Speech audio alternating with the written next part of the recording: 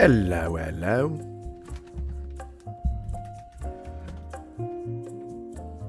Well, well, well. Well. What's up? We are back for another day. Oh, beautiful timing with the music. Beautiful timing. Oh my good gosh. Oh my good gosh damn. Well, guys, welcome. I'm Goose. Hi. So, today we're going to take a look at a message from one of my favorite childhood celebrities, Mick Foley. If you don't know who Mick Foley is, I would suggest you look him up. He's going to give us just a short message. I just wanted to intro myself. I'm Goose. Hi. We're here. We talk about a bunch of random shit all the time. And we're going to do that again today. That is just kind of the long and short of it, honestly. Yesterday, we talked a little bit about a guy named Duke, who really seems just dead set on ending his own career. And we're going to see one last video from him today, but I think that a good way to start the stream was to get right into Mick Foley's message. It's the first time I'm seeing it. Apparently he released it a little bit ago, March 18th, so a few days ago. And I just want to watch it, and I just want to, I want to let it sit with the idea of wokeness and the idea of like America first and all these culture war, terms and terminology that people use all the time. Like I want to kind of like, I don't know, just let Mick Foley's message just kind of sink in while we're thinking and talking about all that stuff. Because today we're going to be talking about the wokies, right? Like the woke left, the woke radical left, which I happen to be a member of. So we're gonna talk a little bit about the woke radical left and why it seems like people on the right side of the aisle just cannot seem to define woke. I don't know why it's taking you guys this long, but it's a shame, and it really should change. So just give me one moment. I'm just going to let this play in its entirety. It's only 4 minutes, 45 seconds long. It's 4 minutes out of your day. And I'm going to let it play, and we're just going to listen to Mick Foley's message. All right? If you are not familiar with Mick Foley, he, I believe, played Mankind. Who else was he? He was a few characters in the World Wrestling Federation, as I used to know it. Indeed, it is Mick Foley. We're going to listen to Mick Foley, all right? I'm going to take care of a couple of housekeeping stuff here on my OBS end, but I'll let you guys listen to him as I've already seen this. Hello, everybody. This is Mick Foley, the hardcore legend, and this is an earnest and honest... The fact that he says hardcore legend right out the gate tells you all you need to know. ...attempt to hang on, I gotta close the door so the dogs don't keep running in and out. So far go ahead and listen. Keep listening. They can still think for themselves. Now, if you're one of those people, like a close relative of mine, who certainly seem to feel like Alex Preddy and Renee Good deserve to die, then I'm not talking to you. Thank you for your support, and you can just watch it and leave a mean comment or get out of the conversation now. What I'm talking about is appealing to good-hearted, sensible people who cannot believe. And guys, if you are just randomly flipping into the vertical feed, which is on the short feed, I listening to a TV station where they talked about... just let it just hang out for a couple of minutes. I'm trying to build the community. I really want to see if this shorts angle is an angle that's going to work for me, but just stick around for a little bit. Let's get the watch time up to at least 30 seconds per person. I'm only asking that you stick around for 30 seconds, but if you could, please like and subscribe. That's so helpful. So helpful. How 65% of Americans think ICE has gone too far, and they thought that was good for America, whereas I was left thinking, wait, 35% of the American public is for this? I'm sorry, but I cannot believe that. I refuse to believe it. It's 30% of voters. So I get where his confusion would be, but it's 30% of people polled who vote. refuse to believe that 3.5 out of every 10 Americans. That's why whenever you see a person standing outside from a pack or whatever, when you see a person standing outside of places of business, they often say, "Are you registered to vote?" It's either because they're trying to get signatures for an issue that they care about, or they're trying to raise awareness for a thing. Americans or conduct a study I meet would be in favor of our fellow human beings, our brothers and sisters, being treated in such an inhumane fashion. I refuse to believe it, because if 3.5 out of 10 people I meet are for that, that means far more than 3.5 out of 10 who are not people of color are for it, even more males. This is just me and my. He's just letting the stats slide into where they fit the best. And this is a man who's toured the country numerous times. Like, just, and he's deeply seated in a fan base that is made up of both sides of this political spectrum. So if anyone's words you should trust, it's Mick Foley. My head doing the math, and that means like, no, we're all better than this. I'm not saying this in a condescending fashion. I'm saying I know, because I spent time with you. When I say that, I mean, I spent 15 years riding the roads with a variety of different wrestling friends and travel partners, one of whom I would consider to be very progressive. That would be Jim Cornette. The others, not gonna make anybody's list of progressives, and definitely gonna lean conservative, independent to conservative. I never had any problems with a single one of them. We had discussions, not arguments. I know it because when I was struggling, you were the people who let me stay in your spare room or on your couch because I didn't have money for a motel.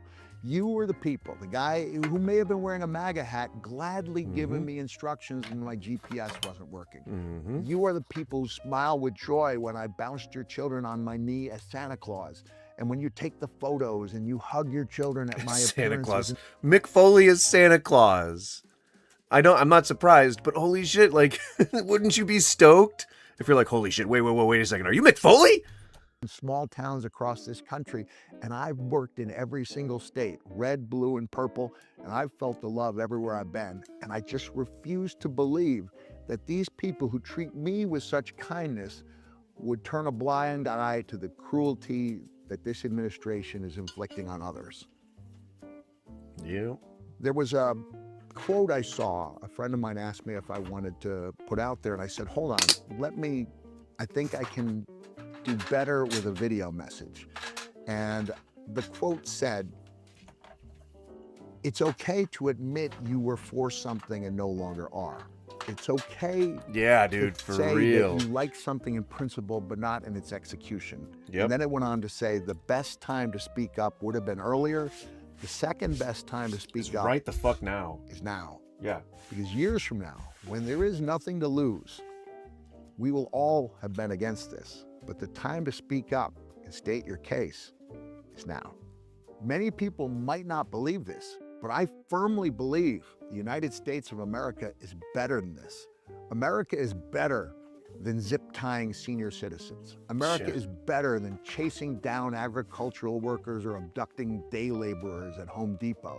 America is better than using children for bait. Agents made Liam knock on the door, asking to let them in order to see if anyone else was home.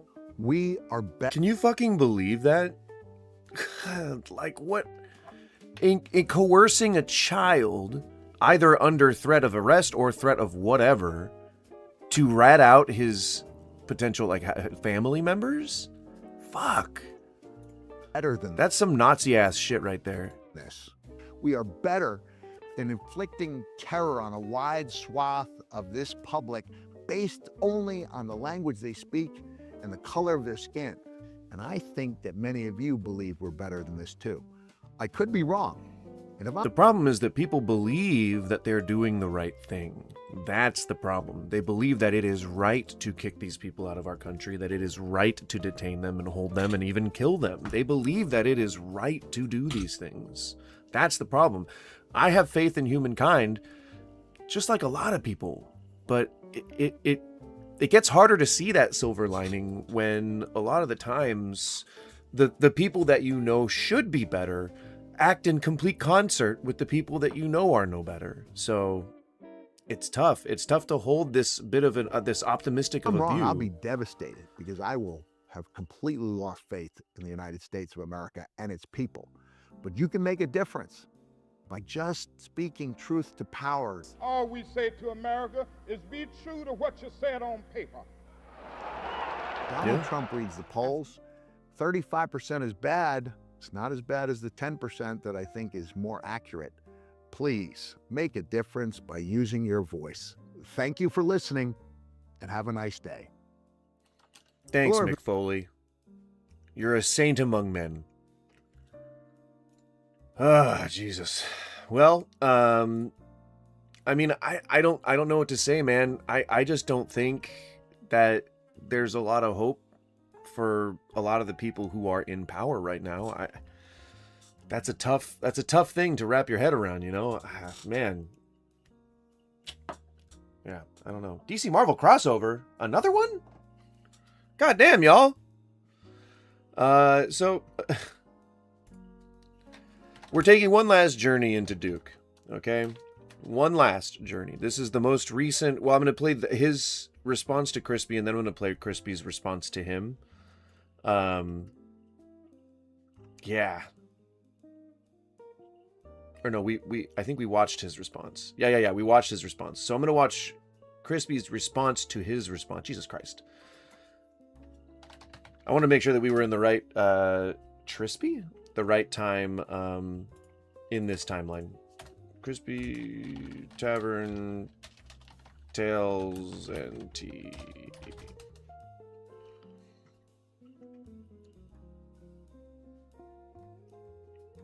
All right. So it's an hour. We're not going to watch this for an hour. I think it's mostly catch-ups. Oh no, yeah, he okay. All right. Well, we'll play it. Ladies and gentlemen, want to take a victory lap?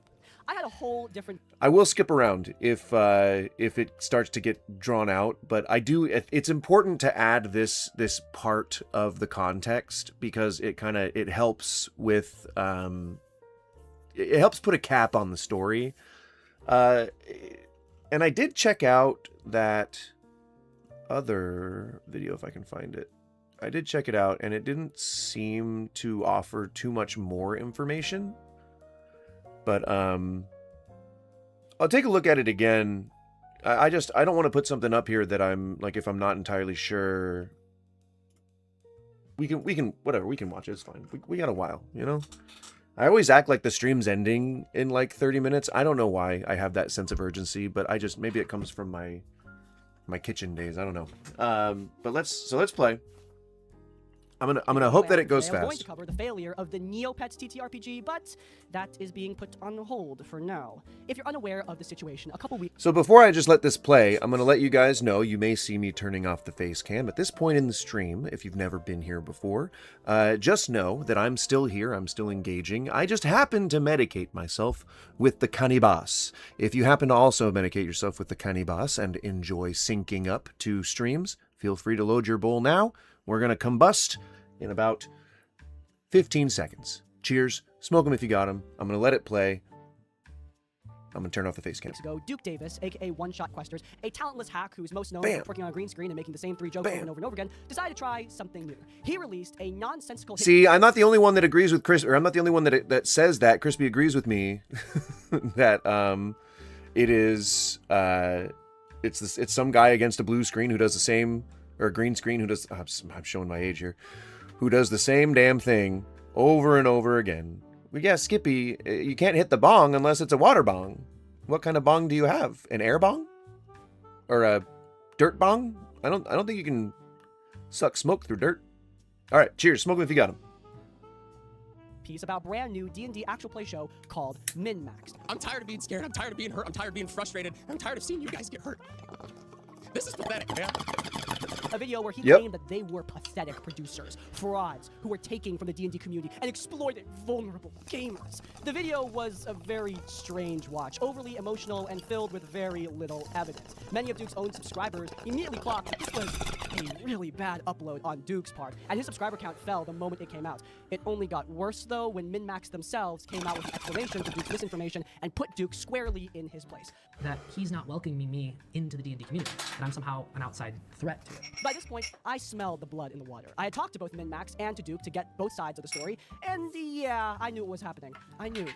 It actually kind of makes sense to play this whole thing within context, because some of you definitely weren't here the last 2 days, but it took us 2 whole streams to go through all the lore that was involved in this. So this is, I guess, a good catch-up, a good recap, if you will. There was a new lol cow being created right in front of me, and this boy needed milking. So I put out a video of my... All right, calm down. Okay, Crispy, calm down. I love you, but calm down.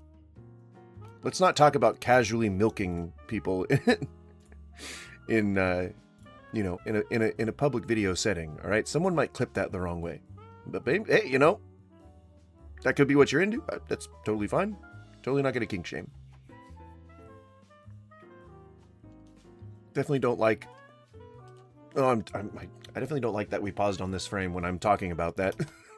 Own. I covered the entire situation and provide some context as to my own negative experience with Duke Davis from One Shot Questers. With the release of my video, he lost tens of thousands of subs. Now, you may be wondering to yourself, Now, Skippy, I don't know if you are a bong connoisseur, but the water pipe, the water pipe that I enjoy the best has been the Randy's one, because it's like thick as fuck. It's super heavy, big beaker style.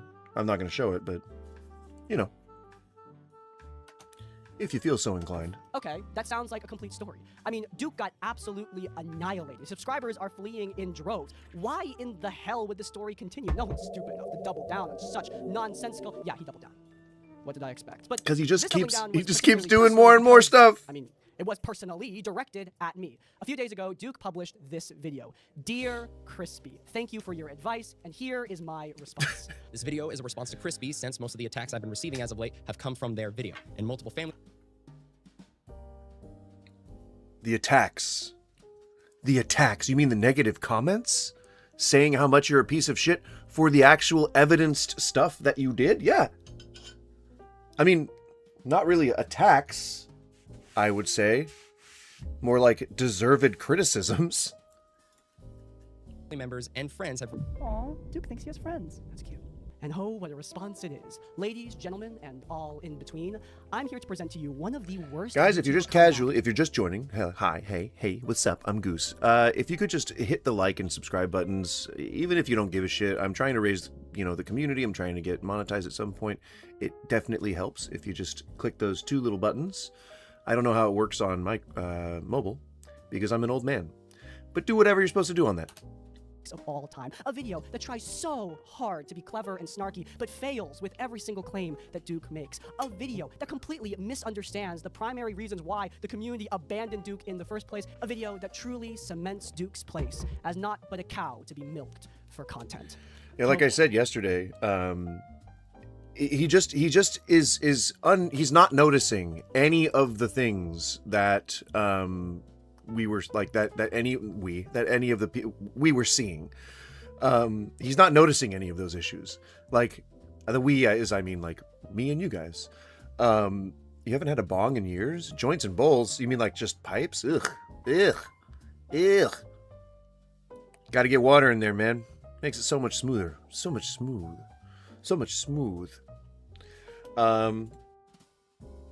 This is He just kept making it worse and worse and worse. I know that you're an insecure little rat, and I know that you're watching this, so I'm going to address you directly here. You could have just apologized. You could have just moved on, but no. You chose this. Welcome, my friend. The bell tolls on your career. Heaven's half hour is here, Duke. I would tell you to savor it, but we both know the only person that's going to be having fun right now is me. Without further You're not drinking anything. ado, ladies and gentlemen, what the hell happened? I don't like to see an empty glass like that, okay? You weren't drinking anything. You could have at least put water in there, Put something in there. I'm sad. Is he crying? I'm sad. I realize this guy was gonna start crashing the fuck out. Why? One Shot Questers is a... Keep going. No, like... Keep going. Keep going. Duke's original video, the original hit piece made on MinMax, because many of Duke's arguments hinge entirely on you forgetting exactly what he said. The biggest problem with Duke's original video is the thumbnail claim that the MinMax crew are I really don't want this to pathetic. be... In my own content, I call people like white supremacists and sexual exploiters pathetic. Duke uses the word to describe people who he accuses of buying equipment that he doesn't like and It's dense, but it really is worth it to see the whole thing, honestly. spending money in places that he wouldn't.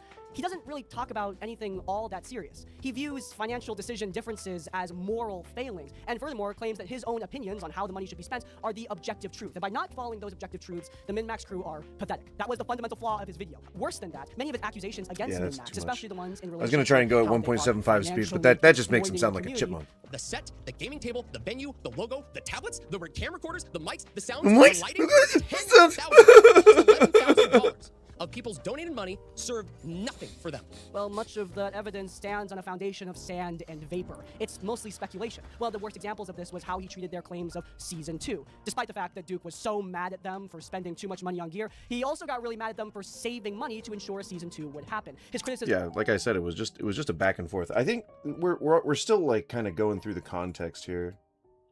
Thanks. His attempts at being catty are failing as hard as his career, but I actually have all 4 blue posts. He did save them.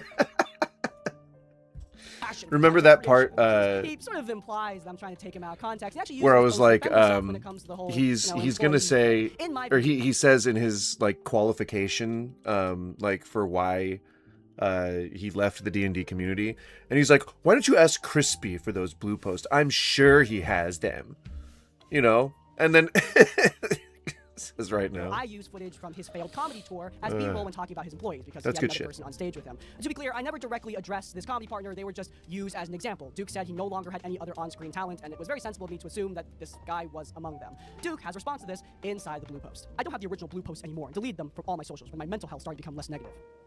This is pathetic.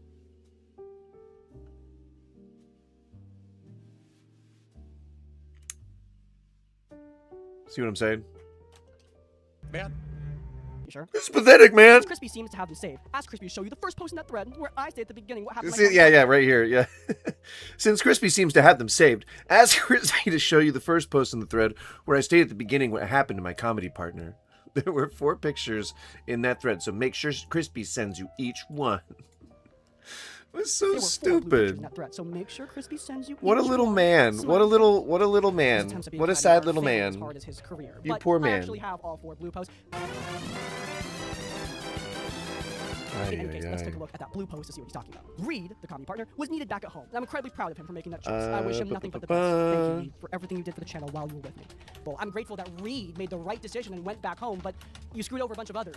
Reed specifically doesn't really matter to me. But what's hilarious about this is this whole claim of Duke's that he didn't really screw over Reed specifically. I mean, it's kind of counteracted by the sentence right above there. Unfortunately, nothing stayed consistent. From the content itself to the channel's identity, it all felt scattered. I like to put it this way. The channel lost its identity during this period. That lack of consistency also blends to the live shows we were performing. As of now, we will no longer be putting on any more live shows for the foreseeable future. You plan to screw over Reed regardless of whether or not he went back to his family. Ouch, dude. Duke. Come on. You were already going to cancel the live shows probably because they weren't making enough. More receipts. See again, and I really do just want to summarize because I would love to move on from this topic. Again, we spent the last 2 days talking about it. It just is so satisfying to know that Duke is being replied to in such a comprehensive and well-researched fashion. I think. I mean, there's some stuff about how Also, Duke he was like completely ignores the context in which I abusive made the joke because it wasn't just me and bullying like him. Okay, it was a little. how he was like intimidating people, That sucks. The point is, Duke, that showing off. and then how he wasn't able to keep his employees, so like how he just let them all go in a post. It's all there. I would highly recommend that you watch this video. It's just Crispy's Tavern if you type in Crispy's Tavern in YouTube. It is a very good video, and it puts a really good bow onto this whole matter. I just don't really want to spend more time on it. Again, last 2 days, I would love to get to Marvel stuff. So yeah, there's this apologetics video. I'm probably not going to get there. So this didn't show up on my feed, but a critique of this showed up on my feed. And I mean, if you notice, the thumbnail isn't one too kind just to old Spidey in general, right? You can see clearly this guy has a great love. We've covered him once before on the channel, but it was very briefly. You'll notice that there's quite a preference for the R slur and a good amount of disdain for anything LGBTQ adjacent.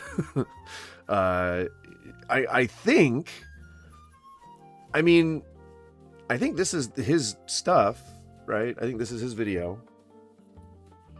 Yeah. So I think there was a time, and the lore is not nearly as deep on this guy as it was for the whole min-maxed drama thing. That just, it perpetuated itself.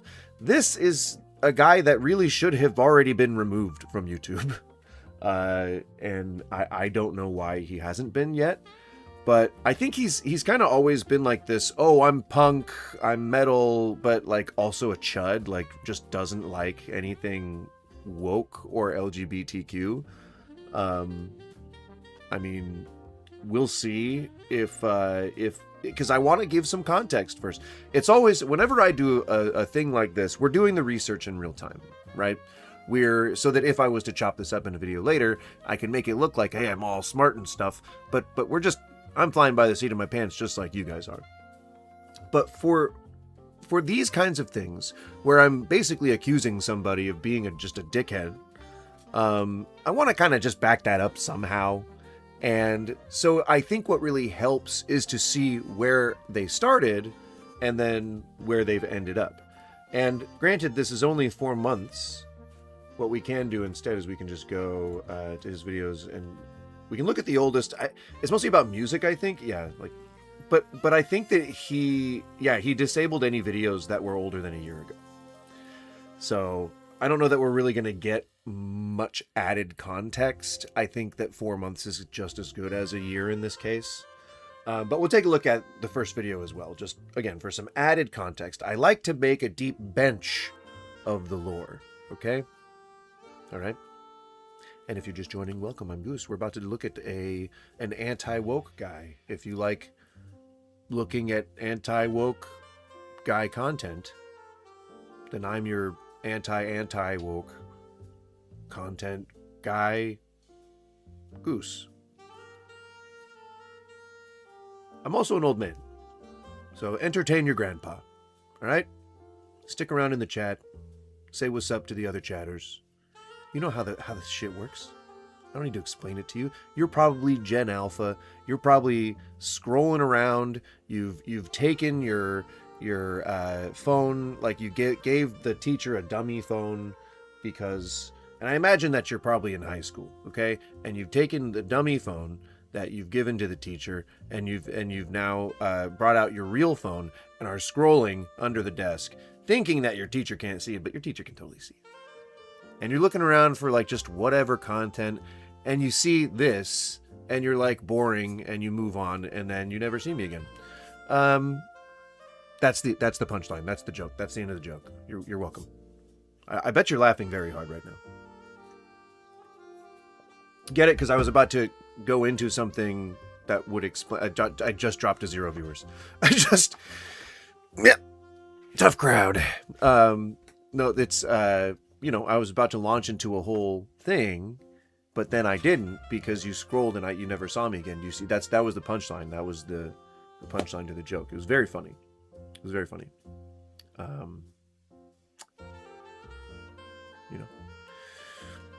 So, well, thank you for the reassurance, Skippy. I suppose I appreciate it. But just if I could just gauge chat real quick, just get a feel of the temperature in the room. Do you guys think that Spider-Man is too woke now? Is Spider-Man woke? And I think specifically Spider-Man is who I'm talking about. But his video that we're going to cover here in a second, once we've established the lore, that seems to be what it's arguing, is that somehow Spider-Man is woke. So just let me know. Let me know what you think. Is Spider-Man too woke? Is he too woke? Is he not woke enough? What is woke? Most people on the right can't even define it still. And it's been how long? Too long.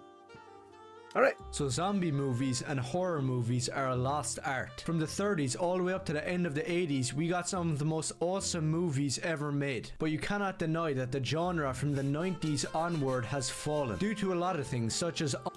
Skippy, I don't know what woke is like. What woke is, it's like a blanket statement. Woke is very, very simply being aware of historical and current racial, ethnic, cultural issues, and the gaps, like, you know, where we're not meeting the standard for those things and wanting that to change.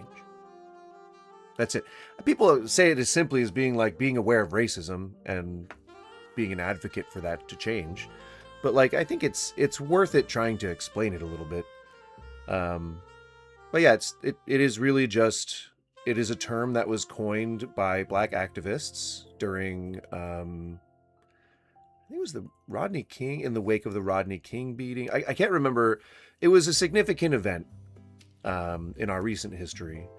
And it came up out of protesting from those circles and was, again, repopularized in the wake of the George Floyd killing, because people were marching in the streets, and one of the most frequent signs you would see would be "Stay woke." And that came hand in hand with an election year and a cycle of culture wars, stochastic terrorism that basically painted anything woke as radical leftist thugs and Antifa. I've been around for all that. That's how I know that. I've been right here. Something you may notice about this guy is he seems quite small. He seems quite small. He's like elevated in his chair. Very much. Not in a relaxed state. Like as you see this hunk of a giant man here. I'm 6'3", by the way. In case you were wondering. It fluctuates between 6'3" and 6'4". Every time I go to the doctor, they give me a different measurement. So I don't know if I'm an in-between size. But I don't think that exists. I mean, 6'3" and a half? Okay.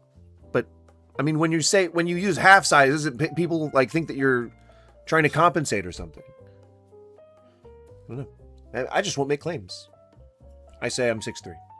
That way, if people are impressed that I'm actually taller than I say I am, then, there you go. There's a little bit of extra respect you get there. Incidental respect. That's just gravy on the top. Anywho, it looks like he's standing on a literal soapbox, from like the early 1900s. Like he's got the box with the wooden sides and the slats, and he's like standing up there with the chin up. You see he's compensating with the chin up. I'm a bodily behaviorist. Don't check up on that. He's got the chin up. He's got the pug nose, and of course he's a ginger, which means no soul. But he's standing defiant, which means he's probably compensating for something. Just a hunch. Unwillingness to use practical effects when they are clearly superior. Some real grit and passion. Wrong! Modern day filmmaking is often best in special effects circles with a mixture of both practical and digital effects.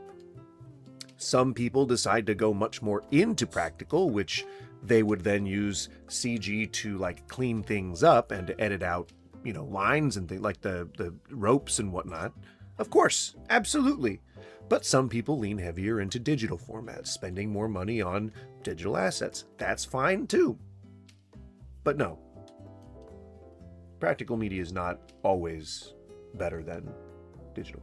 Behind the filmmaking. And also, just put simply, back before the 90s, horror was 10 times more awesome. So today I'm going to give you my top 6 most badass zombie horror movies ever made. But before we get into it, if you want to see more videos like this one, let me know. And if you want to help out the channel, maybe consider subscribing or becoming a patron. Now, I know in this channel I talk about comics all the time, and there's tons of great horror comics and manga that I could recommend. Like one of my last videos I did about Devilman, which is one of the best horror manga ever made. But for this video, I'm going to be talking about the best movies that the 60s, 70s, and 80s has to offer.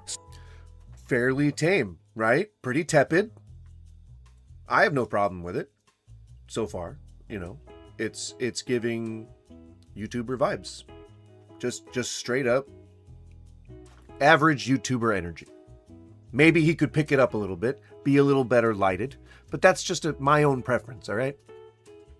You do you. But so far, so good. Continue, good sir. So for I'm my gonna number speed it up a one little pick, bit. this might seem like a little bit of a cop-out because half of it isn't really a zombie movie. I'm gonna have to go with Night of the Creeps. I got good news and bad news, girls. The good news is your dates are here. Thrill me. What's the bad news? They're dead. So this is a movie that I didn't see up until recently, but little did I know, it's literally anything you could want out of an 80s horror movie. Now we are going to get onto the real proper gritty gory zombie movies in a second, but I think Night of the Creeps deserves a mention because the movie beats out a lot of the 80s horror movies that people say are great. Now the 80s is up there for... And I mean, you guys now we're still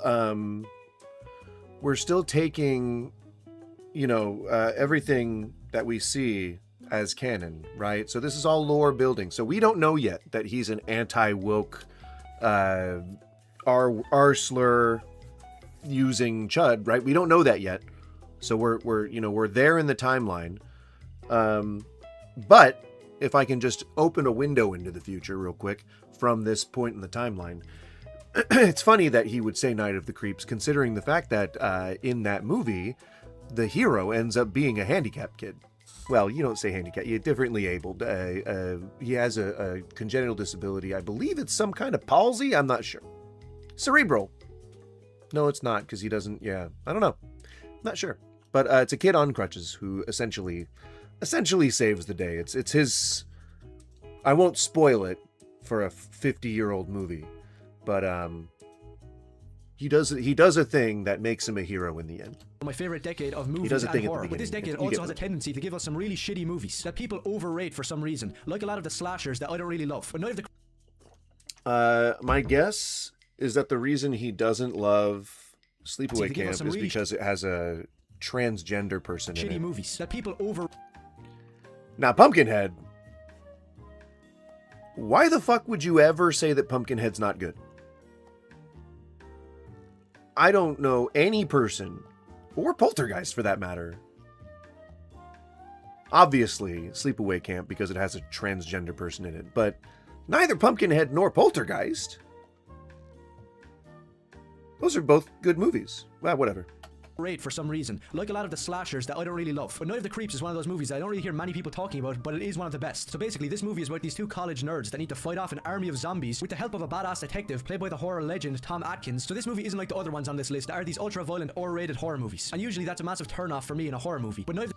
Yeah, but this one's against anyone that could be seen as ableist. So, I don't know, take that.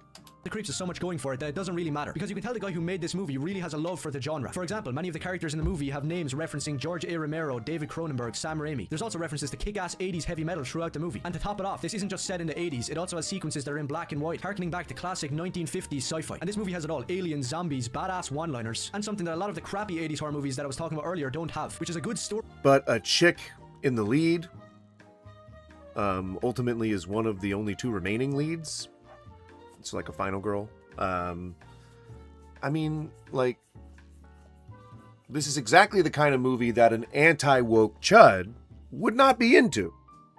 Just saying. I'm just saying. Maybe, you know, maybe it's an act. Maybe it's a grift.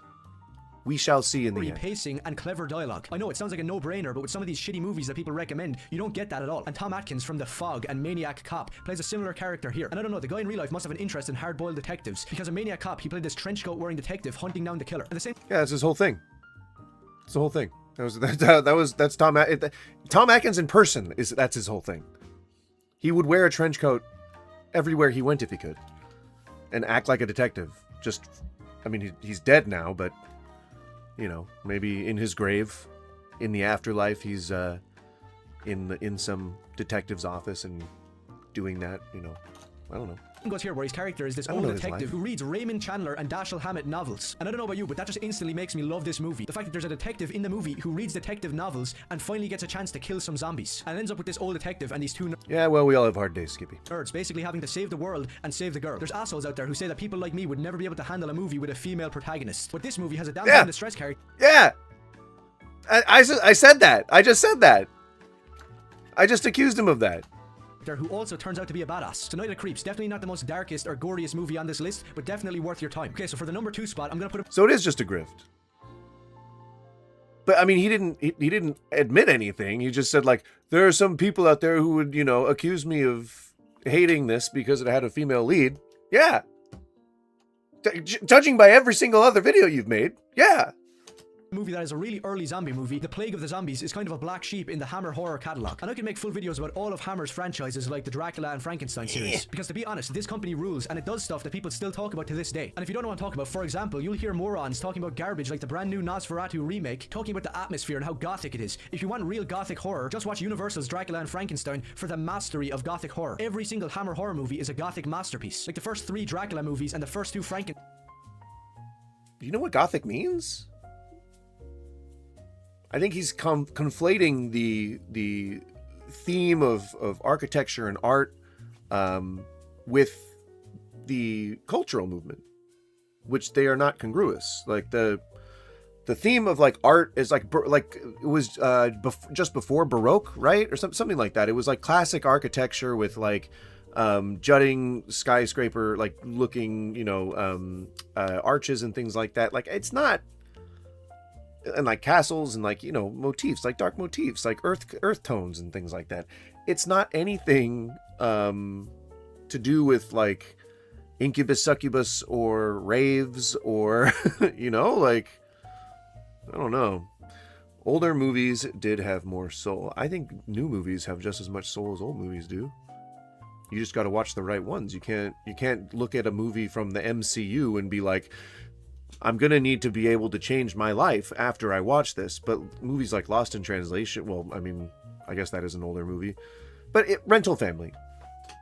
I felt a lot of emotions watching that. And it was a roller coaster. It wasn't just a log flume. All right? Beat out any modern horror movie that is... Humphrey Bogart. I mean, yeah, but there have been other great actors since then. Pretending to be gothic. And The Plague of the Zombies is no exception. Don't be fooled because the movie isn't some famous zombie movie. It is one of the best. I got eyelashes. And I know there's movies out there like White Zombie, and I think there's some Italian stuff that came before this, but this movie definitely influenced George A. Romero, which we'll get onto later on in the list. But this movie is everything great about a Hammer horror production. Zombie! It's a village being terrorized by a voodoo cult of zombies. And just because this movie came out in 1965 doesn't mean it isn't scary, because it definitely is horrific. There's some scenes in this movie which, in my opinion, beat out Dawn of the Dead. And coincidentally, the zombies look the exact same as Dawn of the Dead. Misty, fog-filled graveyards, some terrifying zombies with some great special effects. Makes Plague of the Zombies definitely worthy of a spot on the most kick-ass zombie movies ever made. Okay, so number 3 on this list is a cult classic, and it is loved by many people. But at the same time, I don't think it's given the credit it does deserve. Lucio Fulci's Zombie, otherwise known as Zombie Flesh Eaters or Zombie... Now, I know that I sped this up, but he does mostly have this cadence. We'll get to it. So again, seemingly normal, right? We'll spare each other having to watch the rest of this one, but seemingly normal, right? Let's just skip to the last part of it. Seemingly normal. This will be lame, but the Star Trek Next Generation episode called The Inner Light changed my perspective on the world. TV and movies, all art, has the potential to change people's lives for the better, and or for the worse, whatever. But, that's kind of the reason why it exists, It's to make you feel something. And it doesn't matter if you're looking at a Clunge or a Rothko. If you don't give a shit about either of them, then you're not going to want that art, right? But then if you see something on like a cafe wall that some local spray painter did, and you contact him, you get a print from that guy, and you get it framed, and you cherish it for the rest of your life, which art was more valuable? The one that made you feel something. Gosh darn it. There's a great few back and forths between Kingpin and his would-be wife after, when they're talking about the rabbit in the snowstorm, which is in the Netflix series. It's like the first couple episodes where you see Kingpin and he's talking about how he perceives the rabbit in the snowstorm scenario. It was the wall in his childhood home that he looked at whenever he would hear his dad beating his mom. And by the end of the 3rd season, his blood is splattered across it. which is like some really great writing. Some really great writing. This series, the Daredevil, and we'll get there because I plan to do mostly a moment by moment review. I'm gonna have to put it. I'm not gonna put it on the screen here, but I'm gonna have to put it up so that I can actually remember what I was thinking during last night's watch through. I was a little stoned, but that actually helps me focus. So, but instead, just a bunch of. I know people say that, and it's not true for them. So you have no reason to believe me. It's getting wiped out. Because punk rock isn't always about politics. Sometimes it's just about sticking up your middle finger.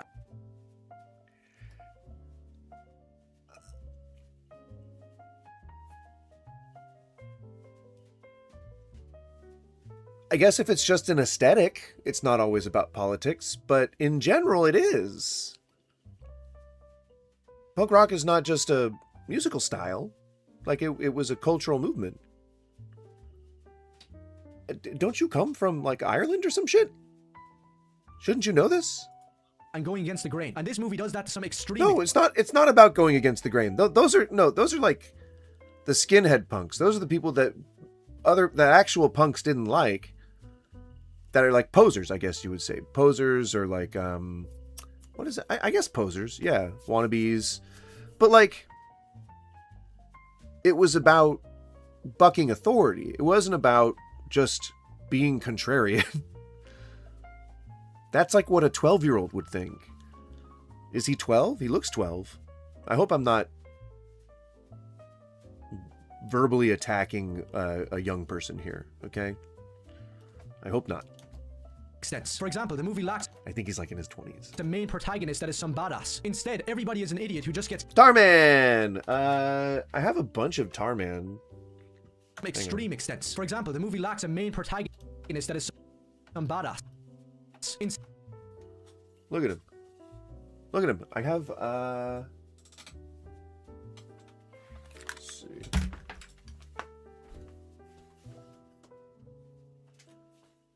Got this guy. Tarman. Pretty cool. Let's see, I got some more Tarmans. Oh, there's one in there. Which you can't see. It's this one.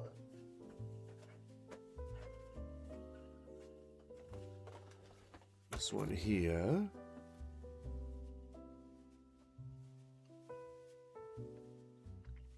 Pretty cool.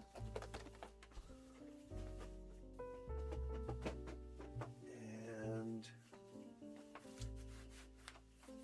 I think there's another one.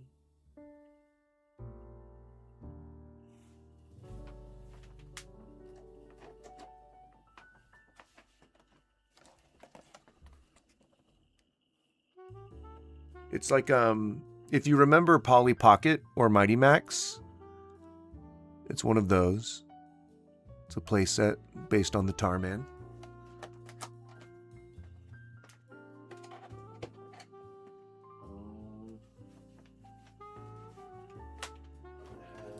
Damn, there's a lot of Tarmans. This one.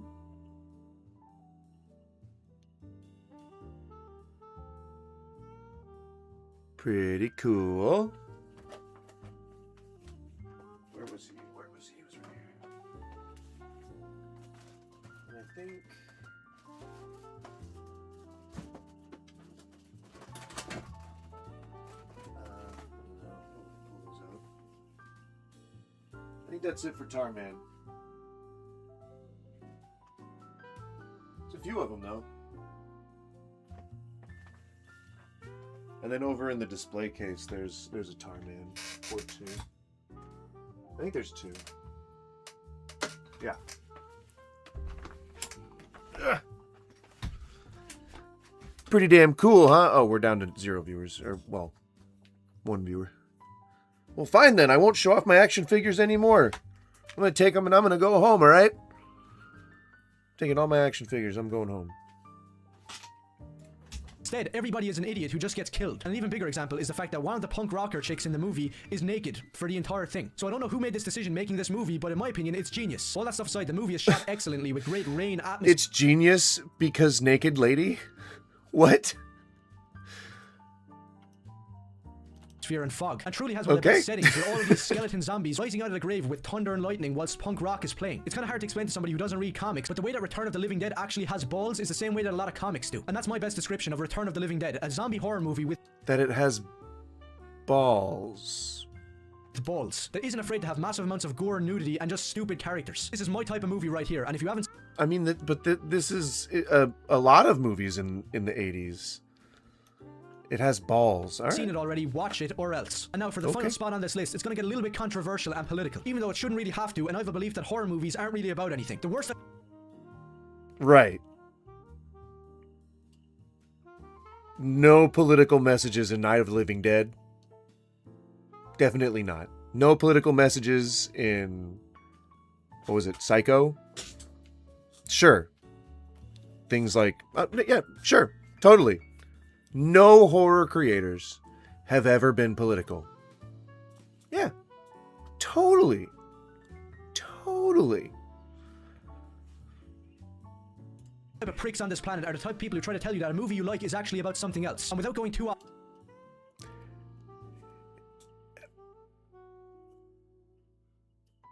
I mean, what if they're just saying what the person who created it was thinking?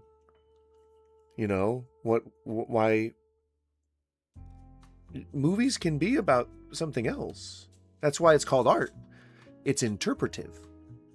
But it's up to the artist's interpretation as to the final meaning of the piece. Like, you can say, I felt sadness looking at a peach, and then the artist can come out and say, like, well, it's about anger, and you can understand that, and you can say, oh, yeah, I don't know why I felt sadness, but that's what I felt. Neither is invalid, because art is interpretive. It's how it makes you feel. That determines what good art is. Off topic, that's all this channel is people commenting and getting mad, telling me that some comic or manga is actually about something else, and I have nothing. Oh, so you're mad at your viewers. Okay, so you don't like your viewers. I get it. He doesn't like the people that support his content. I got it. Okay. Really say those people other than go fuck yourself. A Yep, horror movie okay. where He's zombies telling his fans, his 27.7 subscribers, 1,000 subscribers, to go fuck themselves. Interesting tactic. Maybe I should start doing that. Do you think I'll get 20,000 subscribers if I start telling y'all to go fuck yourselves? I mean, I'll take the hit. You know? If it means I'll get those 20K. I'll do it. You don't have to force me. I love telling people to go fuck themselves. eating people is about zombies eating people. It's not about leftism or politics. No. What? No. Yes, it is. It's about consumerism overall. But that has to do with corporations and basically training people to become living dead people. You know, attached to their phones, attached to their routines, attached to their dead-end jobs, all that kind of shit. At least that's what Romero was saying. Fulci was probably saying something different about Italian politics. But you get what I'm saying. Like, a lot of horror movies, like a lot of them, like a lot of, I would say like 90% of them, the other 10% are just money laundering ventures, but 90% of horror movies, I would say, especially in the 70s and 80s, and 90s, I guess, fuck you for being too young, like, they were mostly political. Like, they were mostly a message about politics. The original Night of the Living Dead was a message about civil rights. How easy it is for a group of white men to see a horrific incident and immediately shoot the only black man there, thinking that he's the culprit, not even giving it a second thought. Like, how is that not political? Insane to say that art does not have a message. The Texas Chainsaw Massacre is not about the death of the hippie movement, whatever the fuck that means. So with all of that out of the way, the number one... Arguably it was an expose on like the awareness of desensitizing people to acts of violence and absurdly crude imagery. There was a whole campaign that went on by the production, whoever, the studio, who made Texas Chainsaw Massacre, where they were trying to put a mirror up to like how absurd it is. That it was like in an answer to the Satanic Panic, you know, the initial flurry in the late 70s. It was about absurdity. It was about severity. It was about being the most disturbing thing in media and still being consumed by all manner of different people. It is a political message. Like, God fucking damn it. I'm not supposed to be getting angry. We're filling out the lore here. This is supposed to be a kind of tame video, but it's already getting me angry. Next you're going to tell me Django is political. For real. People just, I guess they read too much into things, you know, or so much. I don't know. Who gets it? Who understands? Who can understand the workings of the mind, you know? Zombie movie of all time that broke all of the rules and is revolutionary to this day is George A. Romero's Night of the Living Dead. Now, I was just about to say, what can I... Oh my god. Are you really not going to say that? Are you going to say that this movie isn't political? I say about this movie that hasn't been said already, but there's a lot of stuff that hasn't been said already. Like the fact that George A. Romero stated that he never intended any politics in this story. And to me, I'm going to call bullshit. that is very clear. This is basically one of the best horror movies ever made. And you can watch this movie and not see any allegory or message.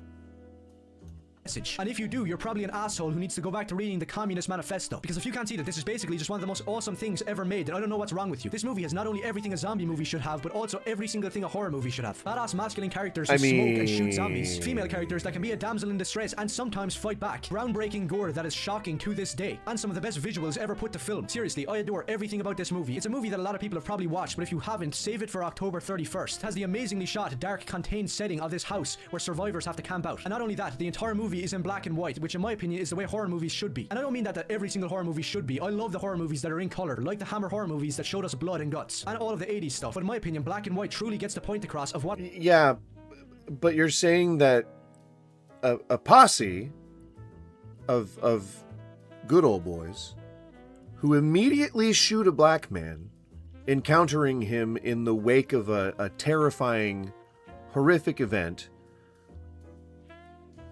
is in no way political? They just assumed that he was the one that committed the crimes. A horror movie is, and that is no better shown than in this, where you see some of the darkest stuff ever shot for its time. Great use of Dutch angles and unorthodox camera work that would go on to inspire the legend Sam Raimi and Evil Dead 1 and 2, which I can make entire videos about because all of those movies are masterpieces. But Night of the Living And totally not political either, right? Dead sees these random people bunched up in a house that have to survive. And spoiler alert, none of it goes well. Every single thing goes wrong, which is something that I admire in a horror movie. There's no happy ending and there's no hero that really comes out on top. George A. Romero breaks all the rules in this movie. Some stuff I probably can't say on YouTube, but this movie has a lot of gore and disturbing stuff, even though it is in black and white, leaving the blood and guts and terror to your... I mean, it's not that gory.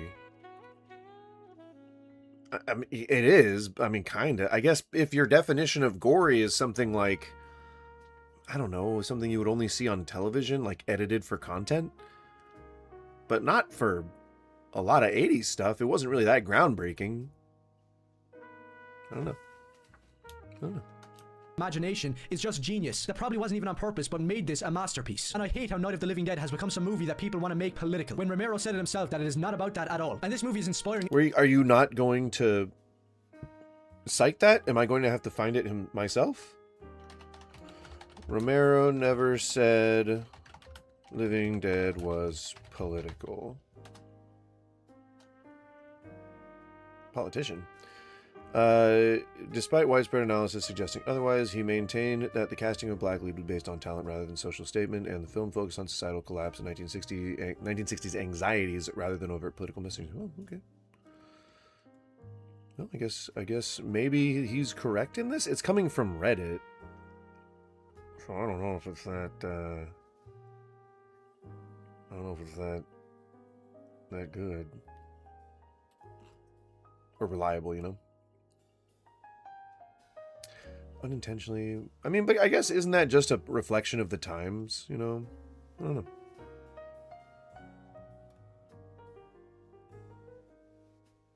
Well, okay. I mean, I don't know. I guess it's not political, or it wasn't intended to be political. But again, art is interpretive. It's how makes you feel, not how it makes the creator feel. And I guess it's okay to say that Romero didn't plan to make it political, but it ended up being political. That's cool too, you know? People need a vehicle for their beliefs, right? A lot of Christians base their belief on the Bible. Point made. Every single horror movie to this day. A lot of people haven't even seen this. And just on my last point about Night of the Living Dead, it's a shame that such an awesome feat in filmmaking and horror is down to some political ideology that wasn't even in the movie. But ignore all of that bullshit. Night of the Living Dead is easily one of the best horror movies ever made and the best zombie horror movie. So if you're a fan of classic horror or any of these movies, or if I left anything out, do let me know in the comment section below. So if you haven't already, delve into the ultimate... Right, so by the time we got to the end here, not so bad. Not so bad. Mostly tame. There's a little bit of, you know, pushback. He believes that movies aren't political, which is a weird observation, but overall, pretty okay. So far, not super into like anger territory, not really like raging about anything. But let's take a look. We won't do thrash metal versus speed metal. I don't really give a shit either way. But I think that gives enough context. I think that gives enough lore. It's a few months ago, and perhaps maybe he sees like a dip in viewers and he thinks, okay, maybe I've got to tame myself up. But it was tamed. I think that's what we can all establish just by looking at that one example. And now let's look at his most recent video. Spider-Man Brand New Day is the most retarded... Now it's not sped up. We didn't just teleport to the place where he does the shitty thing. The first 3 seconds, we have an R-slur. It's already shaping up to be quite the spectacle. Piece of shit I've seen in a very long time. Somehow 4 movies into Tom Holland's run as Spider-Man still has him falling around the place, acting like a complete handicap.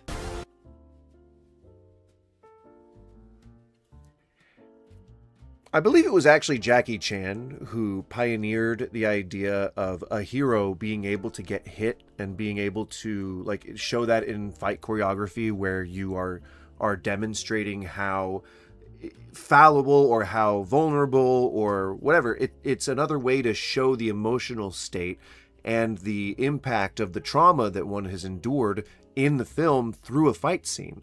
Jackie Chan, smart dude. Yeah, that's why Rumble in the Bronx is so fucking good. Although that was the legend Dennis Ho, that was the guy that taught Jackie Chan. That wasn't like, or like taught him like about fight choreography. I know a thing or two. All right? Sometimes. Even with 4 movies and a new universe under his belt, this guy still manages to be the... You picked one of the worst ones. No, honestly, Rush Hour is not bad. I like it. Shanghai Noon is probably really bad. That if I was to rewatch that, I probably would not like it as much. The biggest cock known to man. So, R-slur. What else did he say?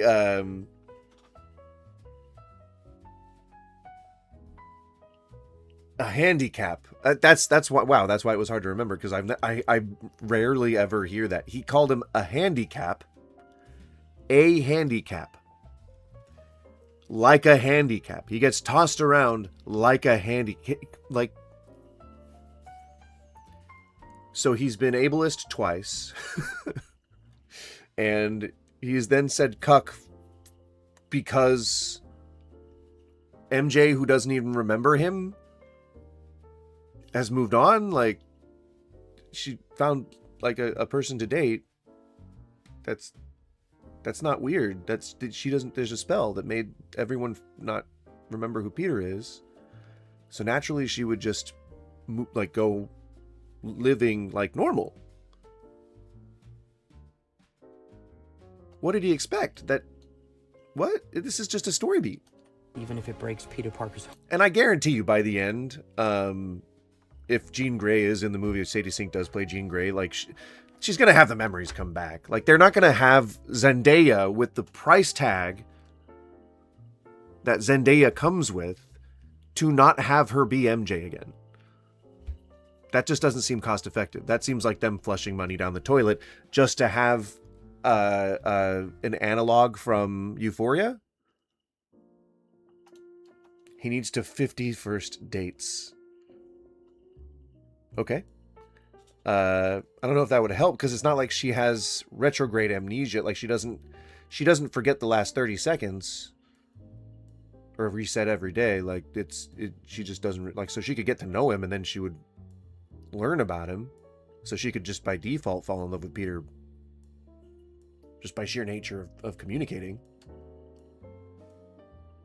Hard. But apparently this story beat means that he's somehow a cuck. He's trying to protect her. Like this is him being a hero. And only someone who doesn't understand Spider-Man, like in his very core at all, would say that this is him being a cuck. This is him being heroic. Oh yeah, and just because they shittily recreated some classic comic covers doesn't... Right. They recreated some classic comic covers. It's a pretty cool thing to do.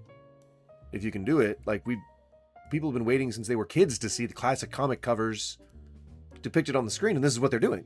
That's pretty cool. It's pretty damn cool. To make this absolute cinema anywhere near good, especially for the people who are hyping this up and saying that it's a... I don't think that anybody's gonna claim that the new Spider-Man is absolute cinema. I don't think that there are any people other than maybe kids who are gonna like think that people should be studying this in film class.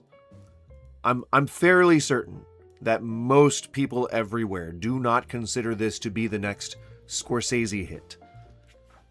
I don't know who's saying that in your circles, but I've not heard that opinion. Amazing. I have heard that it's going to be amazing, but only because people are making a joke about the name Amazing Spider-Man. Haven't read any of the comics. Neither of you. If you don't understand the relationship or why Peter is being cucked, or if you just ignore that for some reason, then you're being disingenuous, and nobody likes a dishonest doohickey. Doofus. Nobody likes a dishonest doofus. I said doohickey, and that's not insulting. I don't know why. Douchebag. Yeah, nobody likes a dishonest douchebag. There we go. I'll edit that to make it look like I'm very smart. That they're referencing, and also ignoring all of that, it just looks like it was made by AI for spastics on Twitter who eat up every single piece of guy slop they get fed. But before we get into it, if you like these type of videos and if you want to help out... Of what? Guy slop? Is that what he said? Or did he say gay slop? It just looks like it was made by AI for spastics on Twitter who eat up every single piece of guy slop. Guy slap? Made by AI for spastics on Twitter who eat up every single piece of guy slop. Goy slop? Like the Jews and the Goys? What is it? What is he saying?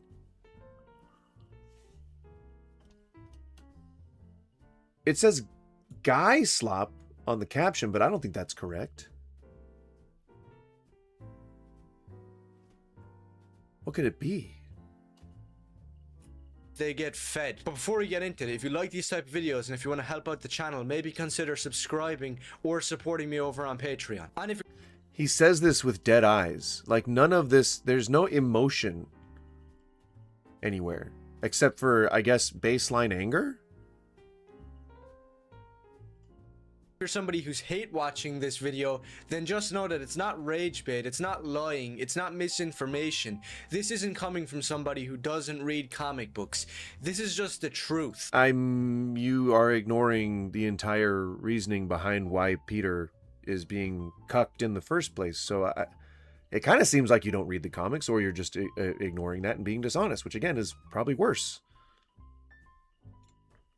That Spider-Man Brand New Day isn't comic accurate, it's not a good Spider-Man movie, and it does so many things that go against the entire Marvel. Right, nothing in the MCU has been, not nothing, but a lot of the stuff in the MCU has not been comic accurate. I don't know why you would expect it to be. The entire Peter's origin is still undefined. It hasn't been fleshed out in any way, shape, or form, and like none of it has been comic accurate. Like Uncle Ben died a long time before we ever saw Peter, and they were getting over it. I think they had just moved into the apartment at that point, and and then she's the one that gave the responsibility speech. So there's no Osborn, there's no Harry Osborn. Like Ned Leeds is his friend, which is that's mostly not a thing in the comics. Like Ned Leeds is a hobgoblin. And the character of Ned Leeds is maybe during Dan Slott's or Brian Michael Bendis or something like that. But I don't recall seeing Ned Leeds as anyone other than the Hobgoblin. And he wasn't even the first Hobgoblin. I'm pretty sure he was the second one. Or I might be switching them. But Kingsley, I think, was the Roderick Kingsley. He might have been the second one. Someone found one of Osborn's old Green Goblin outfits and altered it to be his own thing. But I don't remember if that was Roderick or if it was Ned Leeds. Either way. Marvel Universe, Spider-Man as a character, and superheroes in general, so it can't be accepted than anything else other than just plain garbage. Any real fan of Spider-Man would reject this bullshit on the spot. Stop trying to nostalgia bait people and pull them in because you recreated Spider-Man's first cover. How about you actually adapt Amazing Fantasy number 15, and then you'd have a good movie. You haven't even seen the movie yet. It's not even out. I imagine that it's probably not going to be the best Spider-Man movie I've ever seen. I imagine it's probably still going to be pretty good, though. I think most people understand that it's probably going to be pretty good. Movie on your hands and not whatever the fuck Spider-Cock is meant to be here. So this isn't going to be some 20-minute video because we already know the deal with this movie. It looks like the biggest piece of shit known to man, made by Grok in an afternoon. But as he uses a lot of hyperbole. And that's, it's kind of a point in the grift column because it really is only something that the grifters do. Like they're always saying woke, cuck, like always using the buzzwords because they can't think of anything else to say. There's no other literary reference that they can make. There's no other point that they can make. It's all just the same talking points rattled off one by one. But look at he looks, this is just him in general, I bet, like he's dead behind the eyes. Like I said, ginger, soulless. you expect, it has all of the NPCs who don't read comic books and have definitely never read these Spider-Man comic books and are just... Yes, nobody's ever read a comic book but you. And sure, maybe no one's ever gonna think, oh, hey, maybe I should check that issue out since I'm seeing the cover on the screen. Oh, that's an Easter egg? Oh, cool, yeah, I'll check that comic out. Perhaps, maybe word of mouth won't reach people. Maybe word of mouth won't cause new audiences to become introduced to you, as you claim, one of your favorite heroes. What could be, why would anyone think that? Nah. It would never happen. No one ever learns about comics through word of mouth. Nah. That's not how new generations find out about it. Nah. It's ingrained in their psyche from the day they're born. eating this up because it's a brand new Marvel product that they need to love, and it can't be anything other than a 10 out of 10. Before I continue, that's a Well, no, the issue here is that for you, none of them can be good. That's the issue. Most people look at a Marvel movie, and if they didn't like it, they just go, oh, okay. It's like, oh, did you like that one Marvel movie? Nah, it sucked. Wasn't super into it. Oh. Like, was there anything in particular that you did like about it? Nah, it was just all kind of bad. That's it, I don't know. Okay, nothing else? No. Sucked. And that's it. And then you move on with your life. But, again, art is interpretive, and you're presenting yourself as an authority on something, and then saying many times in more than a few videos how much of an expert you are and how little of an expert anyone else is. That, to me, feels like insecurity. It's insecurity. little message for the type of people who love this stuff and attack people who have any different opinion. You know you No, that's what you're doing. That's what you're doing. Right now, that's what you're doing. can just turn around and say Spider-Man Brand New Day doesn't look nearly as good as any other Spider-Man movie ever made. And I mean, the visuals keep getting better because technology keeps moving forward, and they keep putting more and more money into it because they're getting bigger and bigger returns. Literally anybody can come to that conclusion. They look better. There's more fidelity. Yes, it looks washed out, but it becomes more like real life. It's supposed to be more photorealistic, more indicative of real life, more indicative of the real life environments. And real life is ugly. Real life is gritty. Real life is dark and washed out sometimes, especially during the rainy conditions that this movie appears to be set during. Like, come on, man. kind of looks mediocre. You don't have to say that you hate it. You don't have to say that it looks garbage or political. You could just say that it's not really that great. Because being objective... No, but he just said that it is the worst piece of shit ever. He just said that. He used those exact words. God damn, dude. That's what this movie is. No matter what way you look at it, it's a complete failure in... It's not even out yet, my dude. Writing and as a Spider-Man movie. The only good Spider-Man movie... How do you know that it's a failure in writing? You don't know anything in the script. Insane. Movies ever made that were comic accurate, totally and not a grift, objectively right? The best were Sam Raimi's Spider-Man trilogy. It wasn't the Christopher Nolan Amazing Spider-Man 1, and it wasn't the cringe race swap rom-com music video that was the Amazing Spider-Man 2. And what? Both of the Amazing Spider-Man movies were pretty good. I don't think that anyone really appreciates them for what they were, but I think they were really good. I like Spider-Man 3, Spider-Man 1 and 2. Spider-Man 3 was definitely not comic accurate in any way, shape, or form.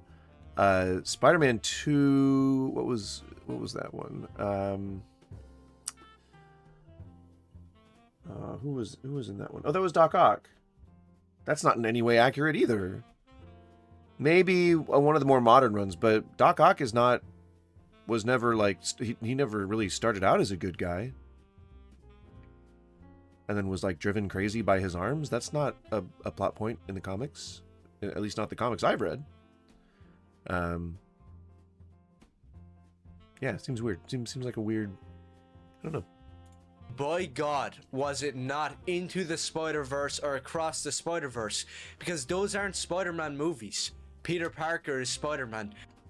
Well, no. There's actually quite a few storylines that solidify Miles as Spider-Man. Quite a few of them. Not the least of all, any of the Spider-Man arcs. He is referred to as Spider-Man. He's not referred to as Miles.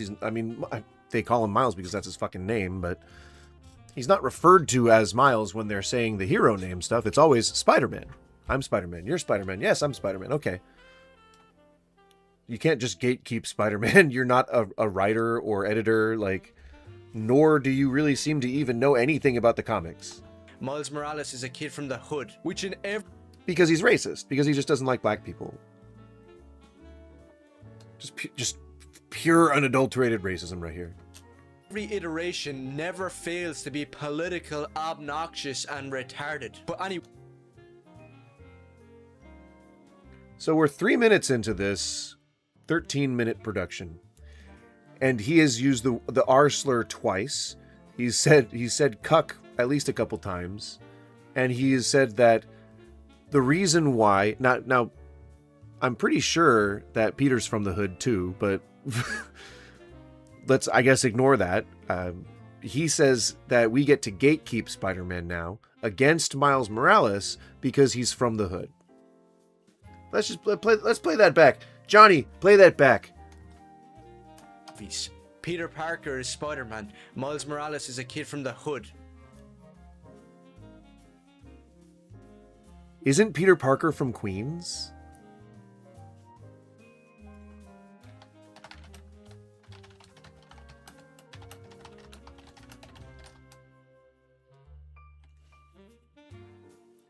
Is Queens not one of the many hoods? I've not lived in New York, so I don't know the districts like the back of my hand. But is there not hood in that area?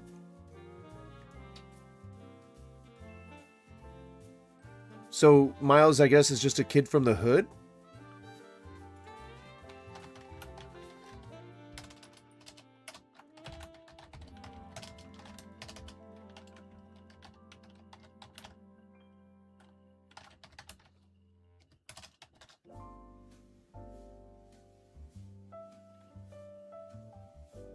Brooklyn.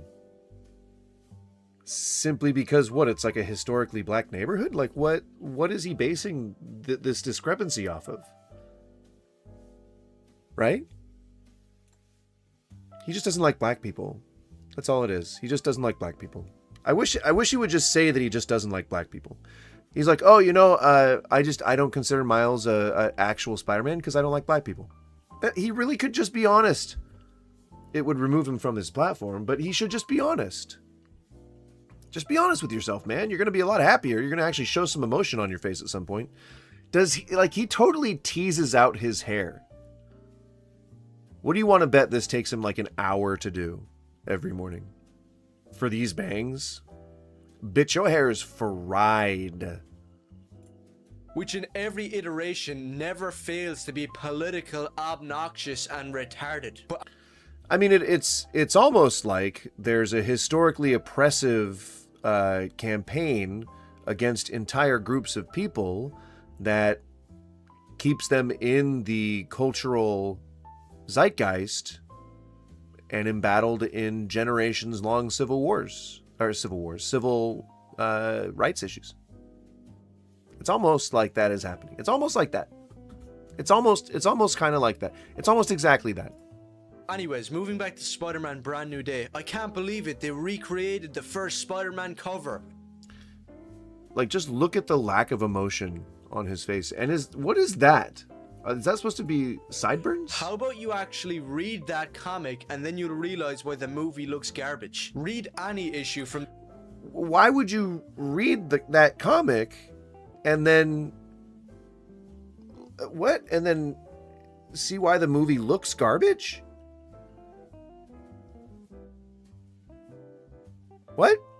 The Steve Ditko Spider-Man run, and it'll debunk any leftist on Twitter and every single Spider-Man movie that followed, except the Sam Raimi ones, which took inspiration from the original and best Steve Ditko Spider-Man comics. That's one thing I'll say. I'm not a Spider-Man expert. I haven't read every single era and every single comic, but I have read the Steve Ditko stuff, which I love. Any person that knows anything about comics knows that the Steve Ditko run is the only one really worth a shit. Even the... No. What? I'm pretty sure that there are many story arcs that people respect for Spider-Man. It's insane to say that only the Ditko run is worth reading? That's crazy. Annoying Marxist himself, Alan Moore, thought the exact same thing. And sorry to break it to you, Steve Ditko created Spider-Man, and by no means was he a leftist or a Marxist or Jewish, which kind of... Wow, dude. Wow. Just throw in Jewish in there. Like, what the fuck are you doing? Why hasn't... I've personally reported this channel. If you ever see this kind of vitriol in your community, I would highly suggest that you report it. I don't know why this hasn't been taken down yet. Not this video, but his fucking account. It's insane. All of his videos are like this. Sounds weird, but trust me, there's a lot of people out there that believe that Peter Parker, Spider-Man, is a Jewish communist, which there's just so many contradictions. Why? What? Who is saying that Peter Parker is a Jewish communist? What are the labels that you're even trying to say? That he... What? That he's prescient, emotionally intelligent, empathetic? I don't understand what the point is that you're trying to make. Like, didn't Aunt May and Uncle Ben get buried in a graveyard? And didn't Spider-Man ask for consent before kissing Mary Jane? Just small stuff like that. What? The fuck?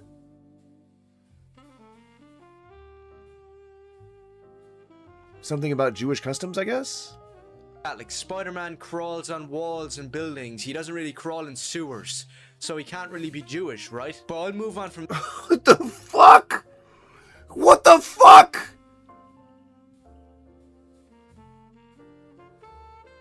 YouTube! What are you doing?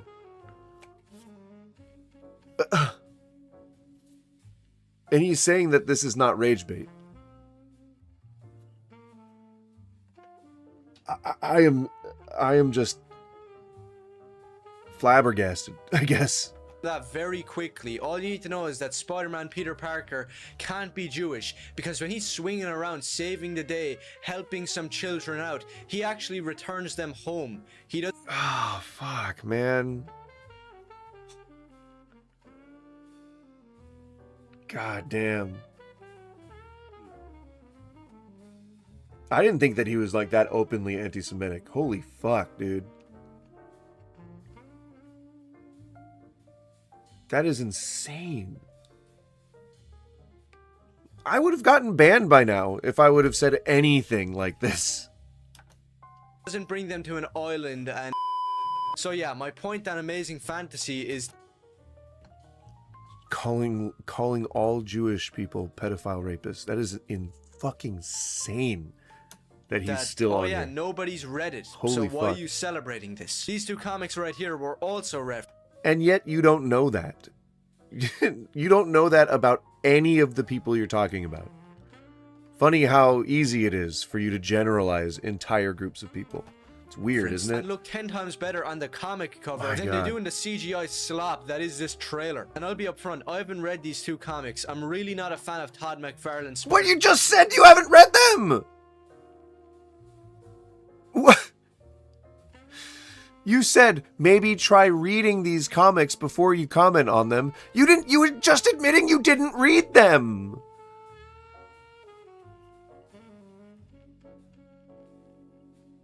Why do you look like fucking Ellie from The Last of Us? Man, I tried reading it. It's really just not good, like anything made by Todd McFarlane. And I don't really know anything. I won't disagree with you there. The one thing that we will agree with each other on, is that Todd McFarlane fucking sucks.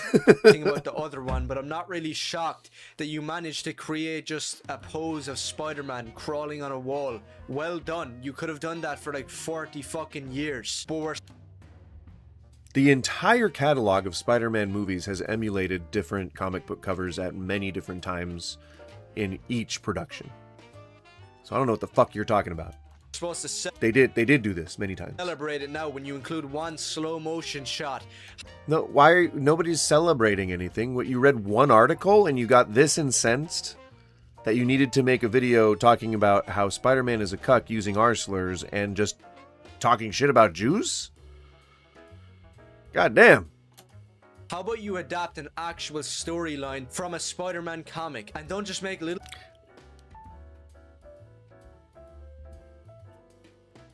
Nearly every Spider-Man movie, okay, maybe every Spider-Man movie, has included at least one small bit of one small storyline from the comics. So to say that they don't take story elements from the comics is a weird take. But even Homecoming had a decent amount of, I would say, more modern Spider-Man moments. Like, he just put a frame of one on there. That was even during the Ditko run, I believe. Same thing with him having fucking web wings. So, again, just a baseless gripe, seemingly, for no reason. References and slow motion shots that nobody even knows what they're from. Well, there's this article that clearly said that you don't like, that clearly talks about how cool it is that they're hearkening back to old shit like this. Like, why would you think that it's not, like, that it's a new thing? Like, that we're supposed to celebrate it somehow? That's insane. Blah, blah, blah. So tired of hearing American supposed leftists hop on the Zionist defense train. In fact, there's a Jewish ethno-state currently committing genocide and trying to conquer the entire Middle East. I mean, yeah, that would be the Israeli government. That's not all Jewish people everywhere. The Jewish diaspora, you don't know that. Largely complicit. You're talking about millions of people. You can't speak for all of them. Nor can you accuse them of any one thing. People are different. There's a bunch of different groups of different people, and all of them have different views. You're just anti-Semitic. Probably racist. I'm not just going to assume that you're racist. You are saying some pretty anti-Semitic stuff, so. Is there anything you'd like to say before you get banned from my channel? See here, Spider-Man learning to use his powers again because now he has organic webs. For some weird reason, it makes zero sense, and it's a complete de-evolution of his character arc. And I don't even know why I'm using the phrase character arc, because Tom Holland's Spider-Man doesn't have one. He started off as a kid trying to learn how to use his powers, and eventually he got the hang of it. Oh wait, he didn't. He's still falling around on the ground like a spastic and running around after surveys. Black MJ. So comprehensive. Such a comprehensive amount of research that you've done in order to be able to justify being anti-Semitic. I'm so glad that we have such well-researched viewers on the channel. Have you tried going and fucking yourself? Apparently that gets more viewers if I tell people to go fuck themselves, and who better than a Nazi? Why don't you go fuck yourself? Have you tried fucking yourself? I hear it does wonders for people like you. I'm MJ. You could go fuck yourself, or you could try shutting the fuck up. One of the two is usually the best way to handle that. If you haven't tried to go fuck yourself, but you're open to shutting the fuck up, then do that. You'd be a lot happier.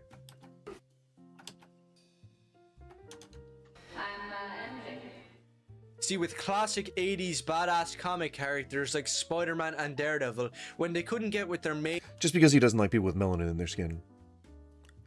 I don't... like, how has YouTube not understood what is happening here? chick, they usually had somebody else like Black Widow, Elektra, Black Cat. Except Tom Holland doesn't have any of that. So basically, he's a cuck. Just like in the modern... You don't have to substitute a love interest with somebody just so that Pete has a love interest. That is insane. That's an insane view. Somebody just to be on his arm? Like, he doesn't need a girlfriend. That is insane. Everyone's got to be paired up.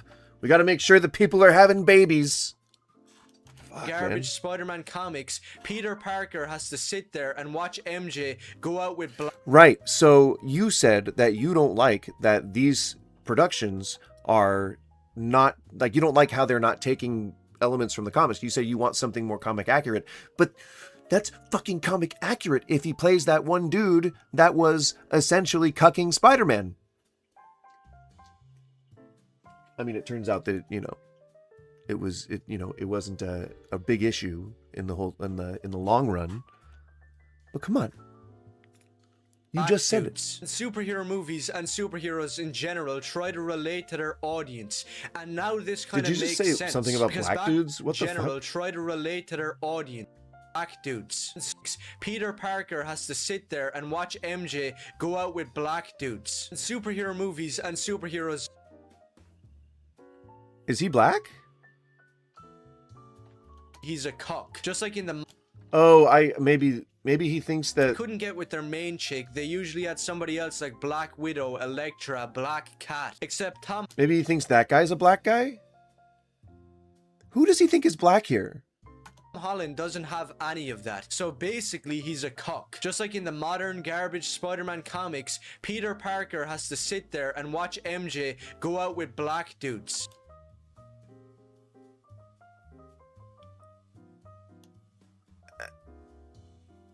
I don't want to be inaccurate. Is he black?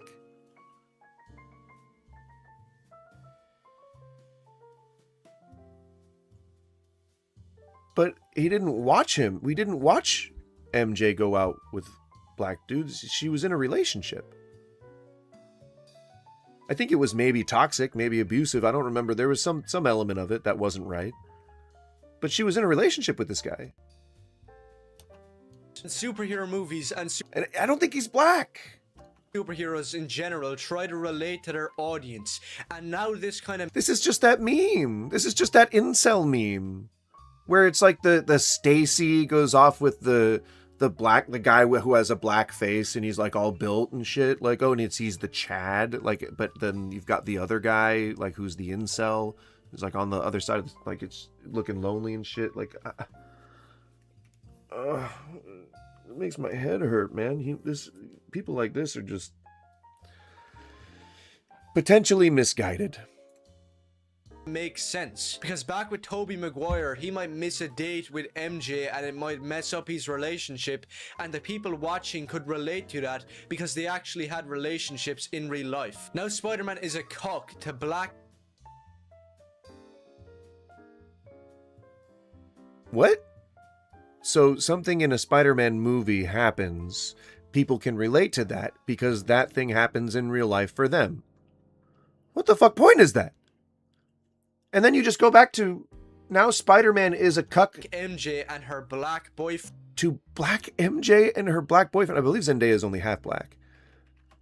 And her black boyfriend, he looks like he's an Indian man. I don't know if people consider that black.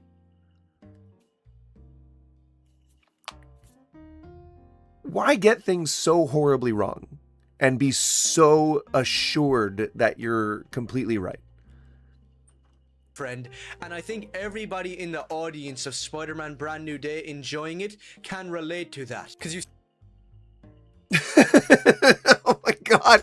And then you're calling the fans incels. Or cucks, I guess. Oh my god. There's no way this isn't just rage bait. There's no way. That's just not possible. That's just not possible. This is absolutely rage bait. This is just 100% rage bait. Seriously have to be a pathetic piece of shit to actually get excited for something like Spider-Man Brand New Day. And I'm not... People can't be excited about things? Even if it's not something you like? Okay. Act like that if you wanna. It's not gonna make you very popular. Not dictating what people can like. You are. You are. You're straight up doing that. That's what's happening here. Very clearly.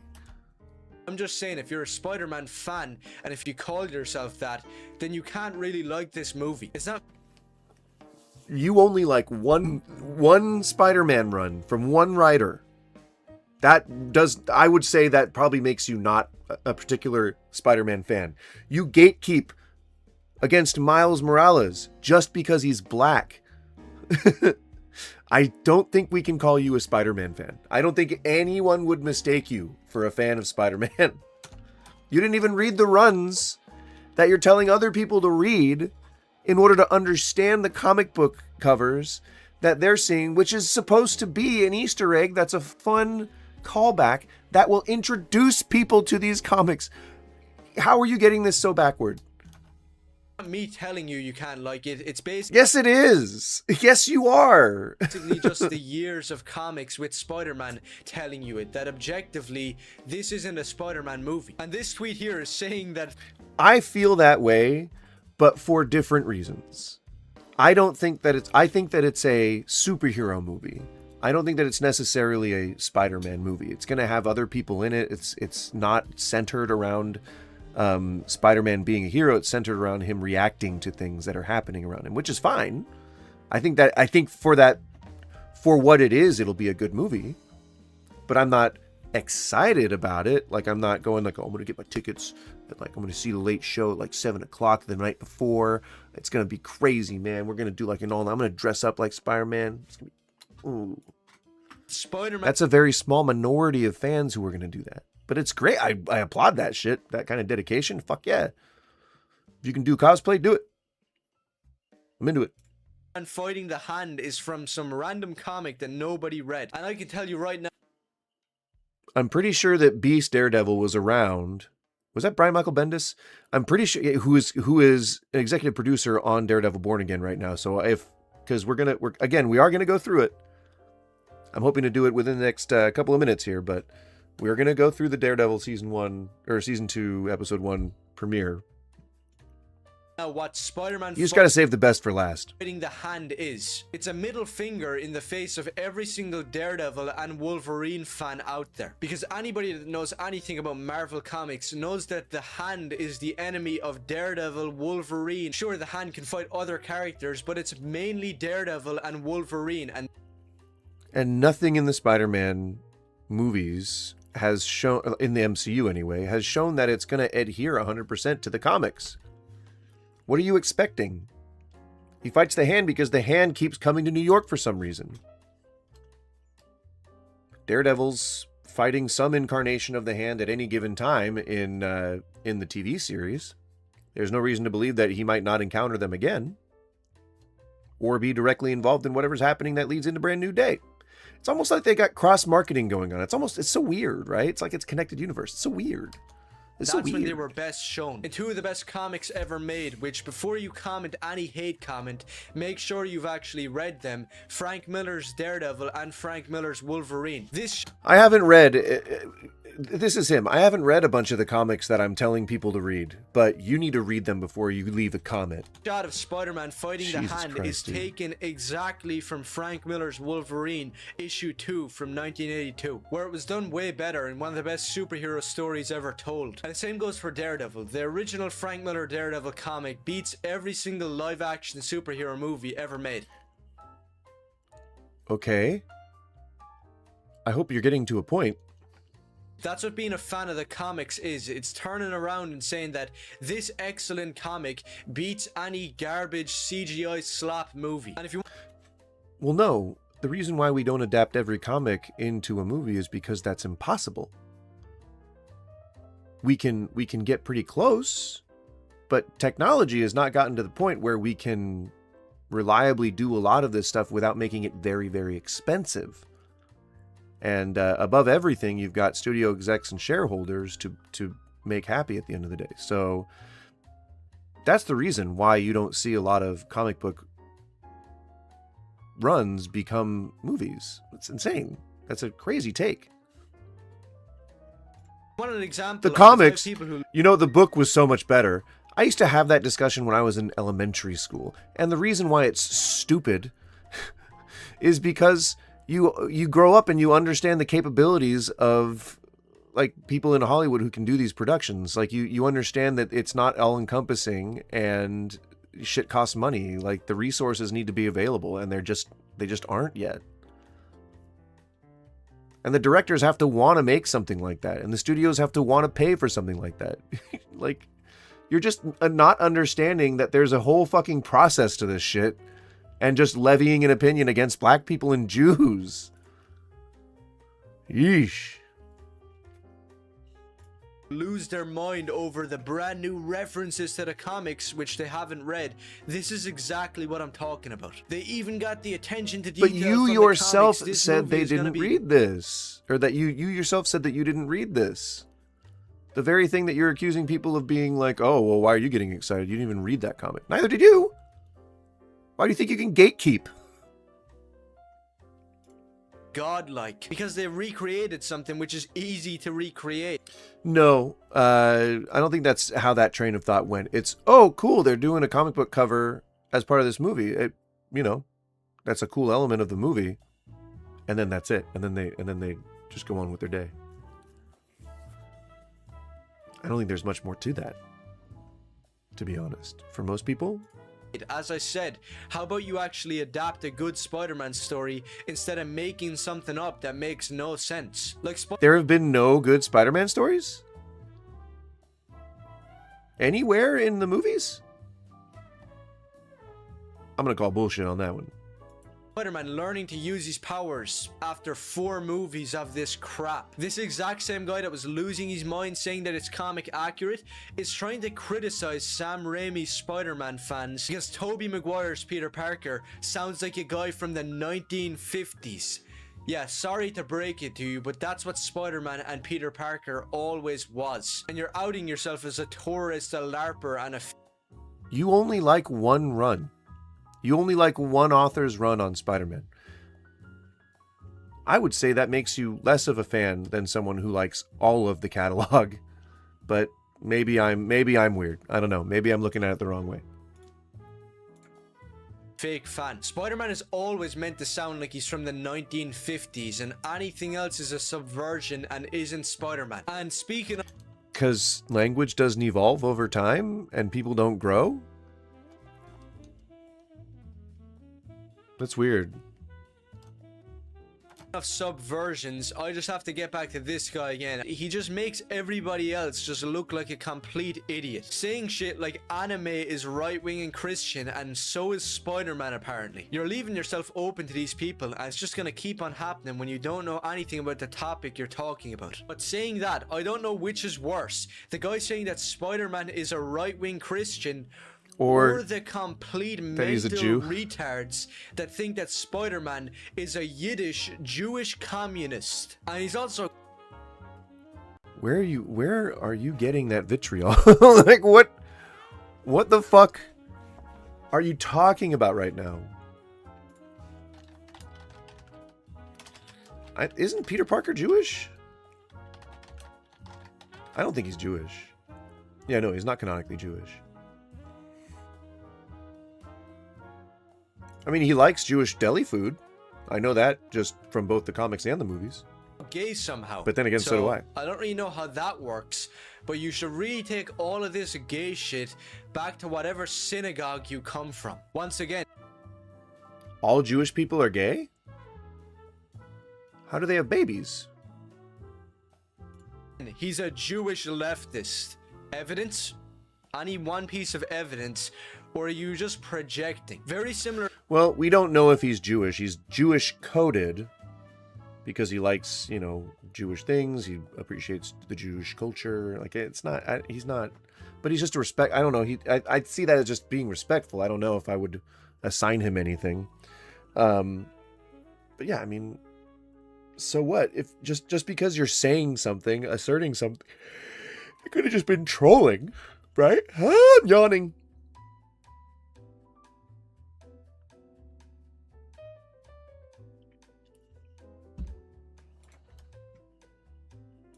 To gay people, certain people of certain ethnicities try to come in and say that Batman and Spider-Man are both Jewish. They're categorically and objectively not. This is just a fact that anybody that reads comic books knows. Peter Parker is just a nerd from New York City. He's not Trotsky, okay? And now we get...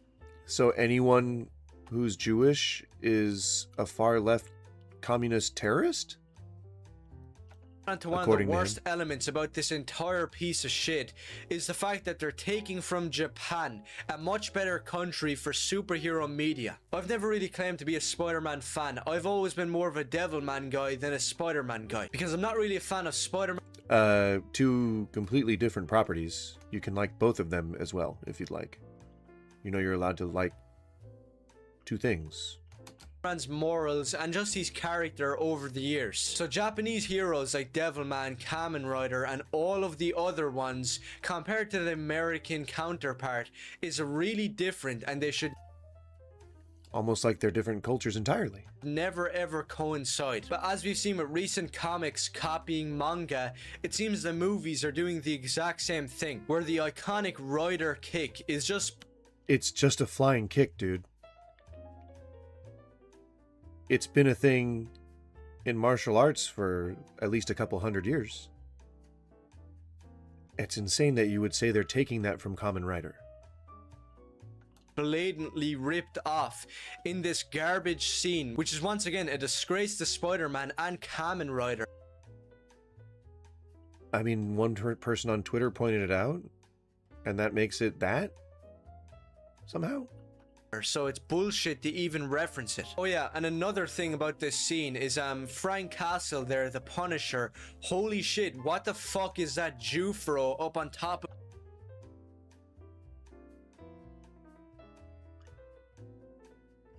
What? I don't think John Bernthal is Jewish.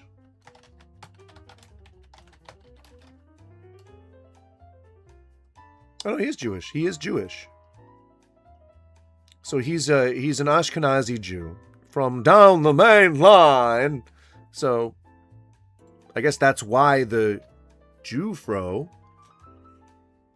of your head. Since when has the Punisher had an afro? Since when is the Punisher... Why would you call that an afro? That's not even in the same ballpark as an afro. That's insane. That's just a blowout. That's what Pauly D has. The cast of Jersey Shore. Like Frank's hairstyle. Not anyone with a fro. Some Jewish guy who says, "Let me tell you something," over and over. Can somebody show me the comic page of the Punisher? Does he say, "Let me tell you something" a lot in general? Is that what he has a problem with? Punisher looking like this? Other Because than John Jewish Bernthal has people. never been a good Punisher. He wasn't good in Daredevil. He definitely wasn't good in his own show, which wasn't even about him. It was instead about some random Muslim. And by the looks of... Fucking Christ. Oh, dear Lord. The agent, the whole series was about the Punisher. And the agent who was in the FBI, who was like corrupted over time, like, yeah, I mean, so like that, he was a part of the story. What? And I even think that was in Daredevil season 3, not... or 4? How many seasons are there? I don't... That's insane. This slop scene, which is just CGI ripping off Kamen Rider with fake Punisher and fake... I mean, I'm gonna go ahead and say that a lot of that looked practical. Spider cock. That Punisher rolling... ripping off Kamen... This was part of the like when he fell or something, like he sprained his ankle or something like that. Like this was that. It's a practical effect. Rider with... And maybe this part is CG. Punisher and... Like, but what do you fucking expect? You want this to be real? Fake... It looks fine. Spider cock. I don't know how any Spider-Man fan, any comic book fan, any fan of Kamen Rider could turn around and say that this looks good. That's the thing about shows like Super Sentai and Kamen Rider. But I think if you get this deep into the minutia, like you're way off base and you need to go outside and do something else with your life for a little bit. Like that's just, you're way too fixated. You could just say, you know, does it look good? If so, then sure, I'll go see it. If not, then I'll skip this one. That's really all the consideration it takes when you see a trailer. Instead of like, oh, I can't believe there are black people in it. They probably like Jews. Like, that is insane. That is a person who has become unhinged in a way. They never had CGI, and they could do twice as more as any of these movies ever. And you think they wouldn't have used it if they did? Technology was different, my dude.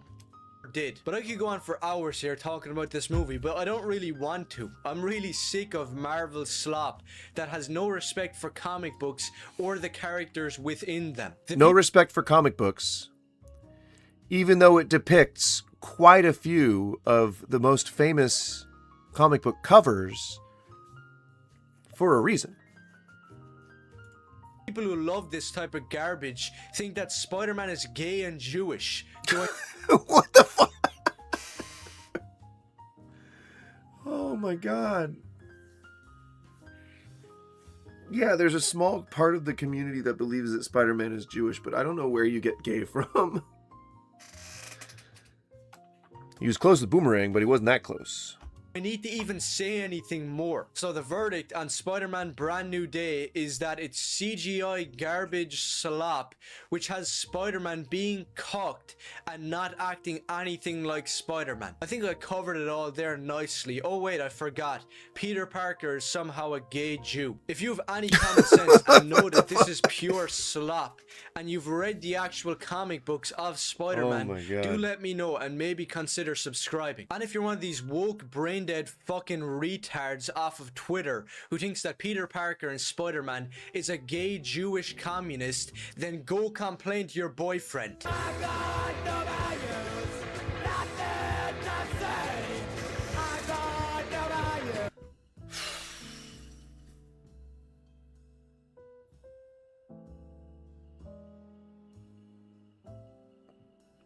Yeah, so that's this guy. Fuck, man.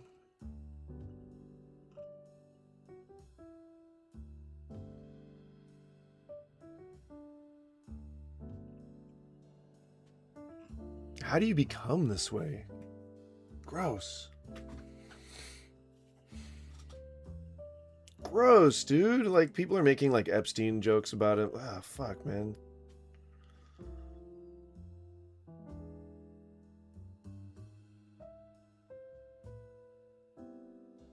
Someone obviously hasn't even seen the MCU stuff.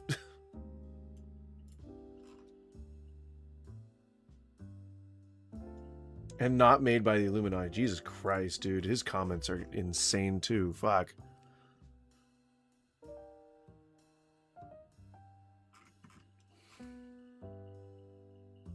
So crazy. So crazy. Well, that's this channel. Goddamn, we could do a whole week on this dude.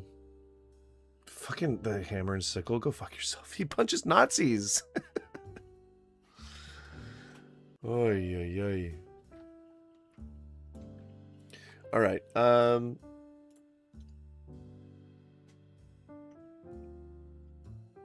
So let's play the trailer while I am talking about the episode. I think is a good idea. Let's hope they don't copyright strike me during the stream. You bastards.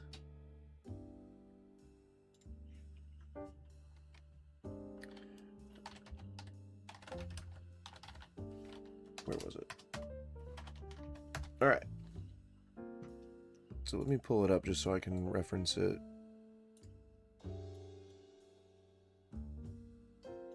By the way, if you're just joining, what's up? I returned from my chicken and rice lunch. Ooh, chicken and rice. Sounds boring, but probably pretty good.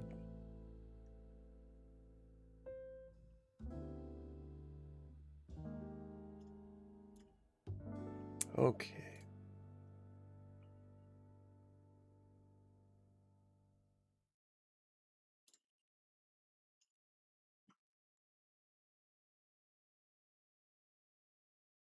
Which one was the most recent one?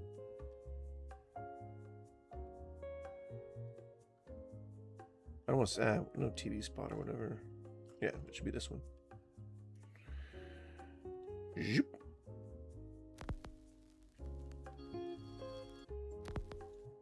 Oh yeah, basmati rice is good. I like a good jasmine. I like a good jasmine. Okay. All right. So the Northern Star. Now, in other Marvel properties, I believe we've seen the. I'm just showing what's up. Hey, helmet. And the flavor of garlic parmesan. Don't ever. You're about to get banned. I believe the Northern Star was in the opening scene of Daredevil season 2 episode 1, Daredevil Born Again. You see the Northern Star, which I want to check that out. The Lemurian Star was in something.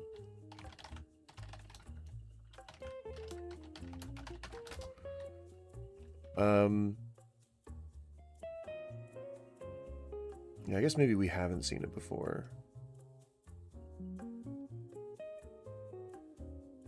It just reminds me of a ship that we've seen. It feels like the one that was in what was it? It was in Winter Soldier. I think that was like the Lemurian Star or something.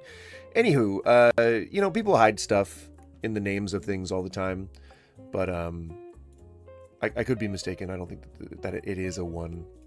I know you're kidding, but in this particular iteration of the series, I didn't not enjoy his suit. I don't remember ever seeing that in the first season, or I guess season 1A, I guess as we're calling that. I don't remember seeing that in his costume, like the fact that the costume had the black colors and was like the DD and whatnot. But I also could be mistaken on that. It's been a while since I've seen it. Maybe I should rewatch that and check it out and see. But he makes a lot more use of his sticks. I forget what they're called, collie sticks. But they don't. So they extend and they can like whip people in the face. Like you can use it as a projectile weapon. But it's also like what?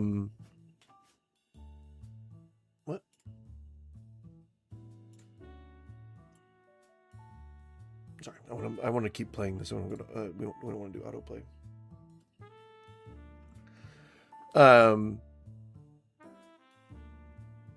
But in other in the season 1 episode 1, we saw him using it to like swing around, and I don't think we've seen that really since, because it's probably expensive to do. But that's like one of his big things, was that he could basically swing around just like Spider-Man could, but he just used his sticks to do it. So they scuttle the ship. Also, by the way, spoilers for season 2 episode 1. If you don't want to hear any spoilers, turn back. But I kind of feel like this all is sort of the Disney version of the Netflix Daredevil show. It's supposed to be a direct sequel to that show, but I don't know. I think that we could have done with a little bit of backstory of what happened during the snap, or instead of just him floating around and doing nothing for 5 years, it would have been cool to just explain all that. I had my idea for a fan season of this was that him and Fisk are essentially fighting in in season 3 fashion, and they end up becoming discombobulated, and they the snap happens, and because Matt is like, he's got this echolocation sort of thing, world on fire, right? He gets incapacitated because of like the sound of like all this stuff happening, just all the universal shit. And like Wilson abducts him and keeps him captive and basically brainwashes him and turns him into his lawyer. Not brainwashes him, but like breaks him mentally. And in my fan series, it takes the combined efforts of all of his friends to bring him back. There's a whole thing. He gets a sidekick. Yeah, there's a whole thing. If you would like for me to read that on stream someday, I just might. But so he's on this ship and he finds this stockpile of weapons. We don't know who the weapons were intended for or were destined for yet. This is all just, we're still world building. It seems like season 1 was world building and we're still world building into season 2, but it's framed as like this espionage type mystery that's going to unravel as the viewer gets to see it, which is fine. I mean, I don't think there's anything wrong with that. But so the two guys, like they have this in the Netflix series, they had this sort of habit of highlighting smaller characters, like background characters, as how these events evolve. Like it sort of revolves around a central sort of background character, I guess. It was Grebo, whatever his name was, Freebo, in season 3 or season 2 of Daredevil, where he encounters the Punisher. And I think because that season was so popular and so well received, they kind of they've sort of hinged on that a little bit. But you never know. The part that I'm watching on the trailer here, that could be, so this is sort of in my fan series season or whatever. It was very much like that. Like he was getting all kinds of weird glitches in his superpower, and it was causing his senses to go crazy. So in this one, they focus on the ship captain and his first mate, and the suit in this incarnation of the series, not season 1, in this season 2 incarnation of it, it looks really good. It's like, that's pretty comic book accurate. I think that's going to be about as close as they can get without actually doing like a Brian Michael Bendis stylized thing. Like, and plus the cool thing about all of this is that Brian Michael Bendis is either now an executive producer or a consulting producer. And it shows in this first episode of the second season. I don't know if he was during the first season, but it really shows in this one here. Like the Hitchcock zoom that they do right after that is like, it shows how he's like narrowing his hearing, how he can like zoom in on a sensation or a sound. It's pretty fucking cool, I must say. Yep, and then so we continue on. The intro's not as good as it was during the Netflix run of the show. The theme is one of the more iconic themes, and I remember each of the themes to each of the Defenders was almost equally as good. Like I really enjoyed all of the themes, and I really enjoyed the Defenders theme. It was just so good. So good. And so he can actually turn his head. You know, it's always a fun thing when a hero can like take off his cowl in real time and turn their head and all that kind of stuff. Very good. And I don't remember in the previous season how he ended up with Karen again, because I remember the psychologist lady left him because he was distant and unavailable, but also because she was going through some shit herself. Clearly, lots of traumatic shit happened. Obviously, the Muse tried to kidnap her or whatever. Not a good series of events, But apparently, so they're in hiding, I guess. And she's now training in martial arts, I guess. Again, there's a lot of context that hasn't been fleshed out here, and I don't think they're going to answer it anytime soon. I'm hoping that they do like maybe some full episode flashbacks, because it would be really nice to see how some of this all evolved into what it is. And I don't know how long after, because at the end of the last season, Fisk put New York under martial law, and so everyone's on lockdown. So I'm not sure. Like, I guess there's a curfew or whatever, but I'm not sure how she's, how this is going to evolve, how it evolved in the meantime,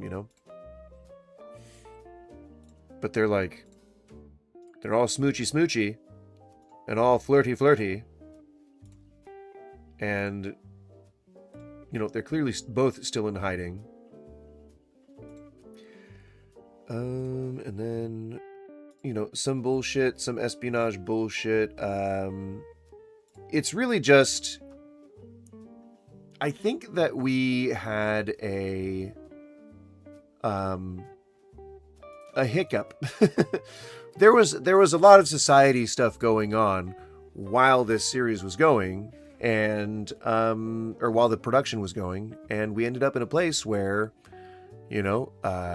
these guys are doing some social commentary, and the deputy mayor character is now sort of taking a bit of a JD Vance role, and I think BB is trying to kind of get him out of the game, and he's just staying in it, but that'll remain to be seen.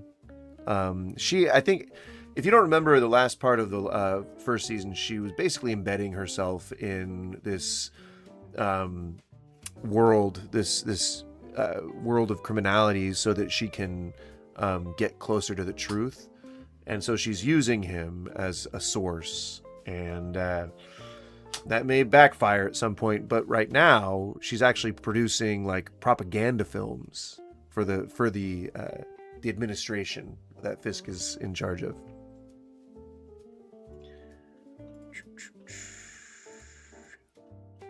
Oh yeah, what's his nuts is in it. Matthew Lillard, he's in it. He plays, I think, a CIA guy, like they call him CIA spooks, and it seems like he is definitely some kind of spy, secret agent, espionage type, but who is actually helping Fisk. It could be them who the weapons were destined for, and I'm thinking it's either Hydra or the Hand. But I don't have enough proof to really go off of at this point.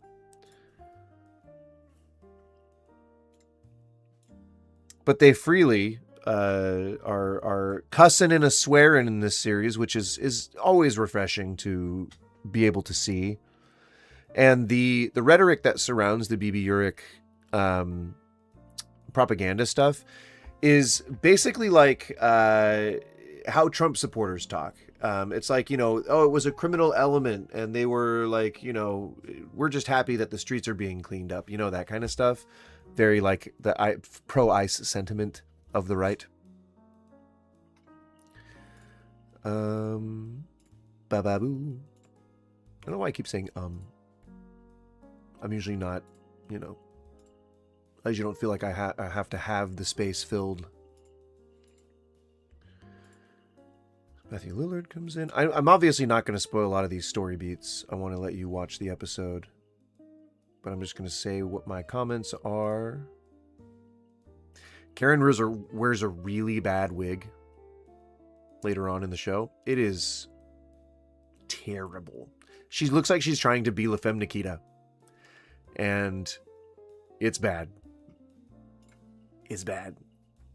Maybe it's a nod to La Femme Nikita. I don't know. It's bad. It's not good. It's not good. I'll show it on screen. As long as I'm not playing it, won't get the copyright strike. But look at that. Oh my God. That is not a good wig.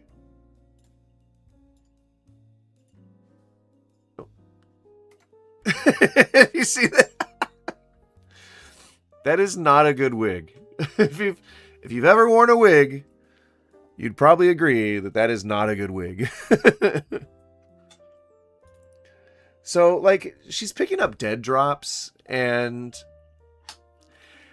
I love Deborah Ann Woll. If she were to come up to me and say, I want you to marry me, I would immediately sign divorce papers. I'm kidding. I love my wife. But I love Deborah Ann Woll. I think she is just an angel of a human being. And she does a lot of, like, work with charity, and she does a lot of nerd stuff. Like, she did, I think, live plays of some role-playing game. It was like Prisoners, or like The Werewolf or whatever. It's, you know, good stuff. It's good stuff. Good stuff. She's cool. But the wig sucked. That's a bad wig. And I don't particularly like how their dynamic is always like her trying to learn just the bare basics of something from somebody else. You know, in the beginning, she was like trying to learn how to be a secretary, and then she was trying to learn law, and then now she's trying to learn martial arts. Like, just have her already established in something. Like, like then she was like doing this spy shit too when she was working with Ben Urich. Like, stop doing the surface level stuff and just let her do just let her be a spy, you know, or let her be a martial artist, you know, just let her develop her goddamn character. She's always trying to like pick up some new skill, and I think they try to frame that as her being industrious, but to me it just comes off as her like she's always shifting focus. She never really knows what she wants to do, you know, like, and then she's a journalist. Like, she just gets a journalism job. Like, what? She was an assistant, a secretary at Allied Mutual when she found all the embezzling that was going on and the crime that was preceding it. And then she had to go into hiding. And so then she became the secretary for Nelson and Murdoch. And these are her jobs. These are all of her work history. And then she became one of the partners after she became a journalist, a full-fledged journalist. And now she's a secret agent and a martial artist and one of the leaders of an underground movement. You're giving Karen too much. You're giving her too much to do. Bring back cloned Foggy. Oh, and they have the swordsman in it. I fucking love that character. On the show, the Hawkeye show, is so good. He's so good. And the guy that plays him is always, not always, but usually a villain. So it's really cool to see him being just like this, you know, this hero character who's just super suave and like doesn't give a shit. But there's definitely doing like an ICE parallel. They're abducting people off the street. They're saying there's no due process, all this kind of stuff. And it's clearly targeted. It's clearly supposed to emulate exactly what's going on with ICE. So, you know, political commentary, it's going to exist. And so the psychiatrist is at this point, she's like doing a analysis of him, and she writes down the words like hostile and so like doesn't respect, hates authority. And then she like, yeah, it's clear that she's been on the path to becoming a bad guy, and she might even become some iteration of Muse, because I don't think, holy shit, thank you whoever followed. I can't see the alert, but you scared the shit out of me, so I know somebody followed. I'm Smoke, what's up? Jesus Christ. But so it's clear that she's going down the route of becoming a bad guy. And if my recollection is correct, I could go back and check it and then update you guys tomorrow. But yeah, it scared the shit out of me. But I believe they gunned down Muse when he was in her office. Now, I don't know if he recovered, and my memory of him carrying a body is the more recent memory. But if my sequence of events in my mind is correct, Muse is dead. Muse has been gunned down. But, and if that's true, if I again, I'll correct myself. But if that's true, then it's possible that she may become the next Muse. You know, maybe it's a concept that goes on. Because in the comics, he was an Inhuman. He was just one of the random Inhumans that just was a bad guy, you know. They didn't really go over his origin too much, but... that's what he was. And I forget what his power was. It was really subtle. It was like he could influence people's emotions or something like that. It wasn't like his powers didn't play into his crimes a whole heck of a lot. But so she sees him in a vision. That's why I think, like, as of last memory, he's dead. That's my guess. I maybe I'll have to go back and watch it again, but so she's seeing him, which means that he's manifesting somehow in her psyche. And because she's a psychiatrist, because she's undergoing all this stress, and because I see it affecting her in that along the course of the episode, even to the point where it actually actively starts corrupting her, I think that it's I don't think that it's a bad guess to say that she might be becoming perhaps a supervillain of her own. A strong breeze makes me bleed. I've some pretty thin skin, but it heals really quickly. And she even calls him delusional too. Like, that's messed up, man. And we go through some story beats. Not a whole lot of consequence happens. They introduced this cop character in the previous season, and I don't know what his analog is in comics because I'm not very familiar with Daredevil comics. But his role seems to be like basically there to die. He's like the Ben Urich character, essentially. He's like an investigative guy. He was a former cop. But it seems like he's there to be the person who dies, who motivates the heroes to move on to better things. Because, again, big spoilers. If you haven't seen the episode, please turn it off now. But big spoilers ahead. He's and hi to you as well. I'm Smoke. What's up? He has a heart attack towards the end of the episode, and I don't think he's going to die necessarily now, but this could be the fake out that might desensitize us to the surprise of his death later on, which happens a lot. That is a trope.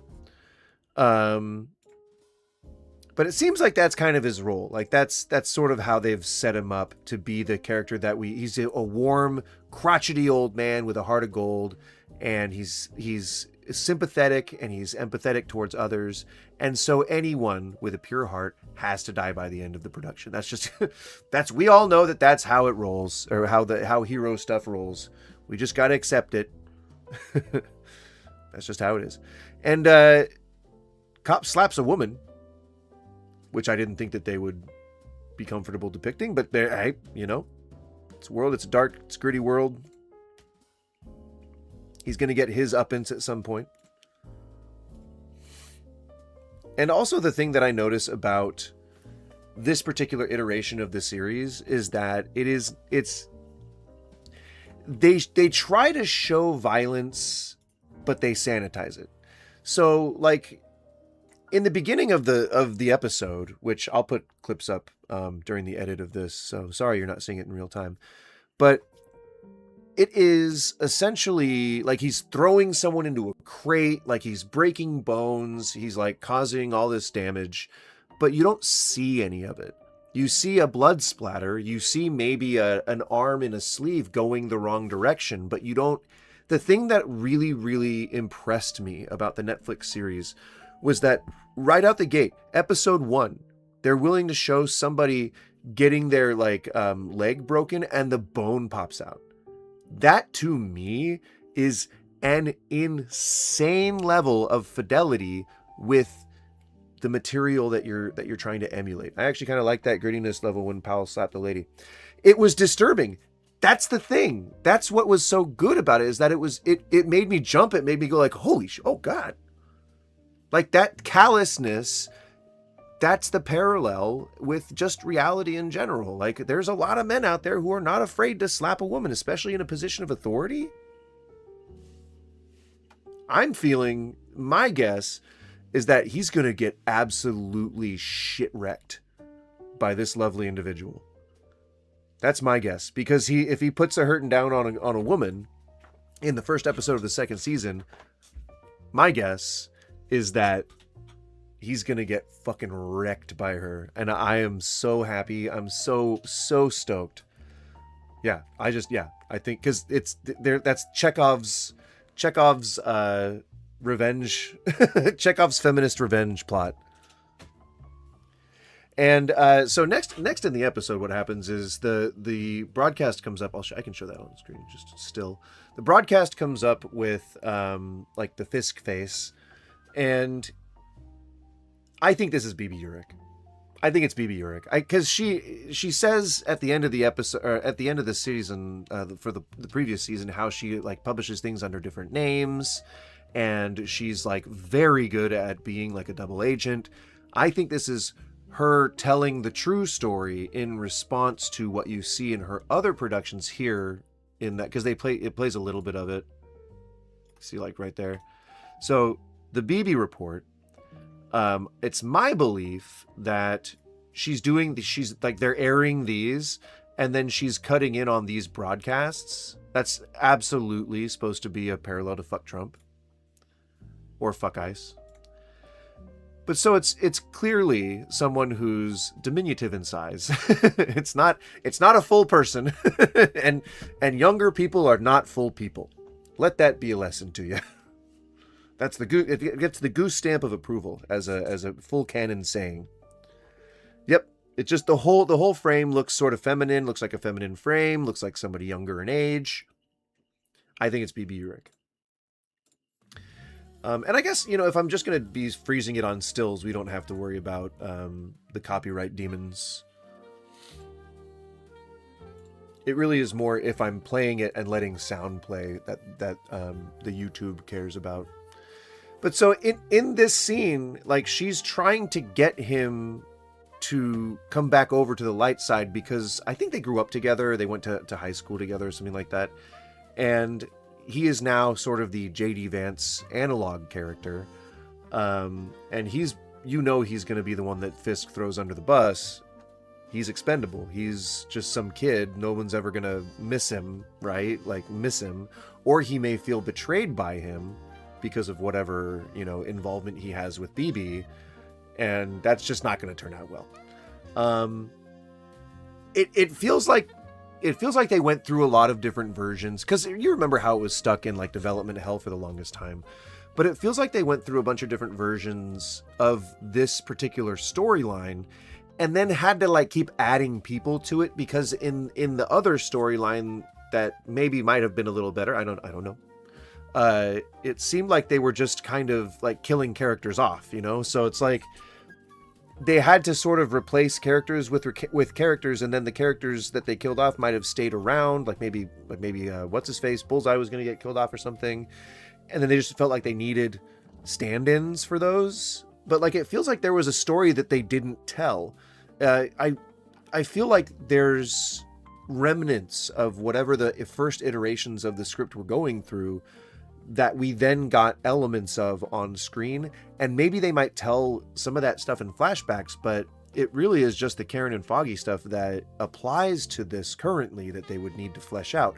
So I don't think they'd be doing any of that. Like, I believe she's conflicted as well when she says that her insider, like, she wants him to stay there but change his motives and his... No, yeah, she's actively trying to get him to come with her, like not sink too deep into this world. It's clear that she cares about him, but I think she knows that he likes her and that he would willingly use his position in the administration to try to get with her.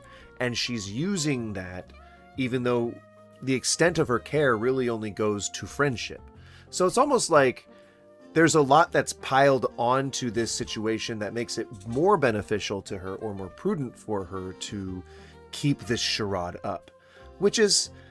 It feels kind of shitty, but like, nobody's supposed to come out clean, right? Like, nobody's supposed to come out clean in this. That was their whole speech at the end of the thing. It's like, we're going to do whatever we need to do to bring out the truth.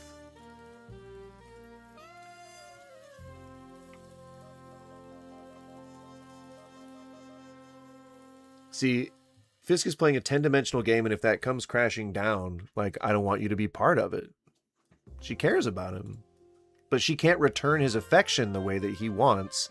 And so there's going to be that wedge there. And it's going to be up to the writers whether that, turns him against her or not. He may have a last minute moment of self-reflection, or he may be the scapegoat that we tie our negative emotions onto, just like Fisk wants him to be. Who knows? Only time will tell. I guess leaks will tell, but only time will tell. To people that don't look at leaks. And I don't. I don't tend to. Sorry, I'm trying to find another still frame that I can put it on that won't encourage the copyright demons. This moment here is unnecessary. It was a little unnecessary. It was fine. I don't mind the byplay. Byplay is just a cat and mouse dialogue between either a protagonist or an antagonist, or in this case, an antagonist and a greater antagonist. I don't think it was necessary. You offended my wife. I don't criticizing the character, like bringing to the attention of the audience that this character has a quirk that makes him a unique character, only diminishes the impact of that quirk. And if it's something funny, like Matthew Lillard just not giving a shit where he's at or who he's talking to, that is a fun, playable thing, especially for a CIA agent. Like, that's pretty cool. Like, he could play that angle in any situation. But then, like, when you bring it up, it's like, oh yeah, that is a characteristic that he has. Isn't that weird? And then it's kind of like, it brings you out of it a little bit. I don't know. Maybe I don't especially subscribe to it anymore because of that. But I hope I'm not just blowing smoke here. I mean, even Matt is not clean himself, to be fair. That's what I got watching Daredevil since the OG. Yeah, he's not supposed to be clean. That's why he is such a devout Catholic, because he believes he has to atone for all of the things that he does as Daredevil. That's a big component of his character. Big component. So yeah, it was just unnecessary. It was unnecessary to establish Matthew Lillard's character as this bad guy. Like, we already I think we can figure that out from the first interaction. I didn't appreciate what you did in my office. I don't appreciate you grandstanding. I get it.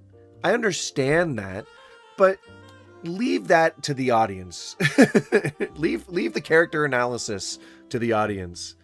Because his wife, Vanessa, even asks, is that an element of your tradecraft? Stop! We don't need the training wheels put on for this. There's no reason for that. It's fine. It's not a big deal. I know that some people aren't going to pick that up. They're going to be like, who the fuck is this guy just walking into his office? Who is this guy just drinking a scotch? Who is this guy just sitting at their dinner table? I get it. Test audiences probably didn't know. But some people are smarter than that.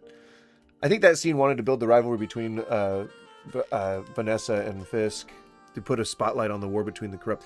Well, yeah, and they have been laying the tracks for a split like that. But I think that the event, the gala that they had, where they were dancing together, it brought them back together somehow. Like, it seemed like it brought them back together, but maybe that's not the case. Maybe she will end up turning on him or something. I think the first red flag is when she hid cheating on him, but then when he hid that he already knew she cheated on him and had the guy in custody. That's already sort of a Mr. and Mrs. Smith, like, it's not gonna come back. Oh, you mean actual Valentina? You think that scene wanted to build the rivalry between Valentina and Fisk? So do you think Valentina is who sent Matthew Lillard? Matthew Lillard's character? I mean, she is in the government, so it would make sense. But I thought that she was is she not DODC? Or is she in, like, the government, like the DHS or whatever? Because I think Lillard is CIA. Or no, Langley, he's FBI. Right? Because he said he was out of Langley, which is, I think that's where all the FBI agents train.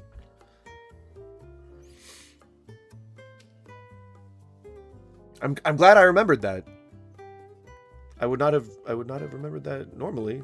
where he said he was from. That's just a minute detail that I typically don't pick up. I'm glad I did. She meets with BB. It's again, it's this whole like espionage. Just put her in espionage gear or give her a martial arts, like she's picking up really quick, like she's a prodigy or something. Like, give her something that she can fully commit to, instead of making her a secretary, a lawyer, a journalist, a spy, and an underground movement leader, you know? Like, fuck, man. Skippy, I don't want to watch you play WoW. I don't want to watch anybody play WoW. If I was going to play WoW, I'd play it myself, and I don't. If you go back to the scene where the two guys came in to oversight Fisk operation, he received a call from Valentina saying that Mr. Charles can go anywhere. So it was Valentina? Hang on. I'm down to watch that. Hang on. I'm going to have to watch it off screen here. Did he say Valentina, or like did he say?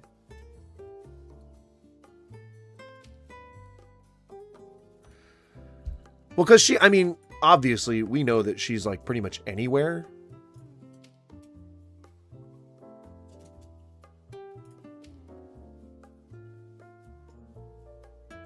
Yeah, no, I like that. Thank you for pointing that out. I'm happy that you saw it. Hang on, I'm still... Okay, now he's receiving the phone call.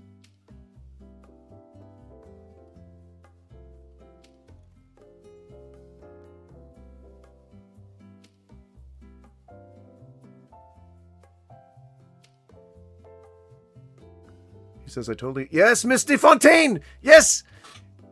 He did say that!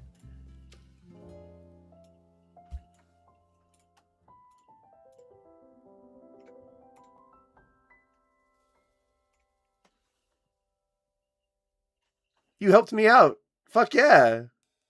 Thanks, Smoke. Miss DeFontaine. Holy shit. So yeah. That does make sense. I guess I'm not surprised. Yeah.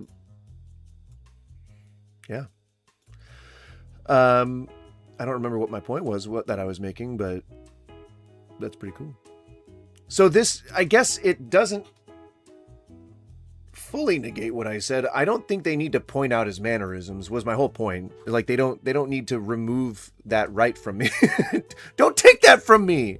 I want to flesh out his mannerisms. I want to see him acting chaotic, okay? I don't need you to just tell me that he's chaotic. Jesus. But thank you for pointing that out to me. That's awesome. I would not have noticed that. It would have taken me another watch through. Although I am going to be watching it again with my wife tonight, so... But I probably won't notice then either. But I'll be looking for it. And then... Dude, the fact that exists, I've been poor all my life, so I don't think that I have ever just thought about, oh, maybe I can hire some cleaners. I can't, you know, if I ever become rich, I think the first thing that I'll have is probably like someone to clean, because I do that right now, and that would be like the height of luxury for me. I don't think I've ever not cleaned. Ever. Like, I've never not been the one who cleans. I'm always the kind of person that cleans, you know? It's for $100, kind of expensive. This is $100? Oh, 500. Or what? Cash at me what? $500. That's not bad. That's not bad. That's not bad. But think about it in context. It's not bad. That's like that's like for the square feet that we're talking in an uptown like New York apartment. I don't know. And I think the building's owned, so like that's I don't know. That doesn't seem like a whole lot for that particular demographic of people. Maybe it is. 500 is a lot of money to me. That's an entire bill. So, but for that area, if you've got nothing else that you're paying for, and BB, how the fuck is she living in New York? You know, without being financially well off. I don't think it's a 5th floor walk up. I'm thinking her building has elevators. That's my guess. Espionage stuff. And so you kind of get this other exchange here where she's going through these like flashbacks and reliving the trauma from that Muse event. And she sees him again, which again tells me that if my memory is correct and he was gunned down in her office, then maybe she might be a new incarnation of Muse. But again, I'm gonna have to go back and watch. I don't remember if he died. I think we saw him later in the season, but I really don't remember. In the comics, he dies in a fire. So if we haven't seen that yet, I feel like maybe there's still a chance that could happen. And if she ends up becoming the new Muse, then that's probably where that's headed. You know, into the fire. But Muse had such a why are we playing this still? Muse had such a unceremonious end in the comics, and he wasn't really that fleshed out lore-wise, that it kind of makes sense for them to give them more to do with it, the story. I think he is like fully dead, and yeah, you're right, I believe another incarnation. She's turning into him. I think if we're to understand that he is supernatural in any way, shape, or form, then that's got to be sort of like his power, perhaps, you know, like he can transfer his essence into somebody else. And then maybe it's like going to turn out to be the Shadow King, or it's going to turn out to be mental manipulation, or it's just something, you know, like they could throw it away somehow. But the way that she's going right now, it makes me feel like she's definitely going to turn into the next Muse. And then they have more, moments about how hopeless everything seems. And then sort of the big moment really only happens in the very final part of the episode. But again, spoilers, if you haven't seen it, this will spoil a pretty awesome revelation. Okay, so I'm giving you the count of 5. 1, 2, 3, 4, 5. Get the fuck out of here if you haven't seen the episode. Please go see the episode. It's good. It's a good episode, just overall. But go see the episode. If you have not seen the episode, you're about to get spoiled real bad. All right? So, the cop guy, the former cop guy or whatever, the guy who's doing all the behind the scenes work for Matt, he is in his apartment and he hears a knock on the door and he knows the drill. Like, he knows that they're coming to intimidate him. He doesn't quite know the extent of what's going to happen yet, but he knows they're there to intimidate him, to keep him from doing whatever it is he wanted to do. It doesn't go well for him in that he gets the shit slapped out of him. And Daredevil comes to the rescue right before the guy puts a bullet in his head. I'm not sure, but I obviously don't want to, get the copyright demons. But so he rescues him, and the guy starts while he's Daredevil's getting pummeled because he hears heart fibrillations. Is it infarction? He hears an infarction coming, and he hears the irregular heartbeat from this former cop guy who's like one of his closest friends who knows his secret, and he knows he's having a heart attack. And so he becomes distracted, and they start beating the ever-loving shit out of this guy. He like blood coming from his nose and mouth, like slamming his head into the ground, like really fucking Daredevil up. Fucking him up. And hang on, let's see, like, so he's down on the ground, and they start pulling off his mask. Like, shit's turned legit.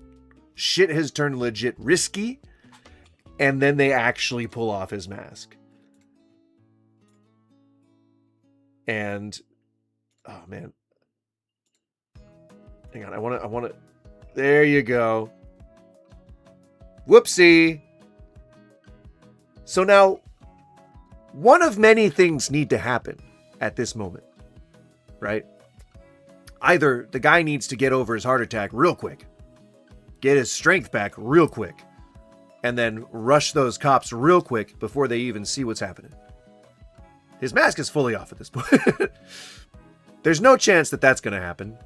Matt could potentially get a rush of strength and adrenaline and burst off of them, pulling his mask down before they ever get the chance to see. That's probably not going to happen. Maybe Frank will come by and pop them all, you know, so they can't say what they saw, you know, if they're dead. Frank, you know, he goes, "See you later, Red." Or say, "Hey, hang on. See you later, Red." There you go. But that doesn't happen. What does happen? They reveal him. Is it maybe 10 seconds? Maybe not 10 seconds. They see that it's Matt Murdock. You saw that on the screen. And they get ready to plug him. Because, I mean, if you've got the Devil of Hell's Kitchen right there in your grasp, you're going to take that opportunity to end him. Like any good villain. Jesus.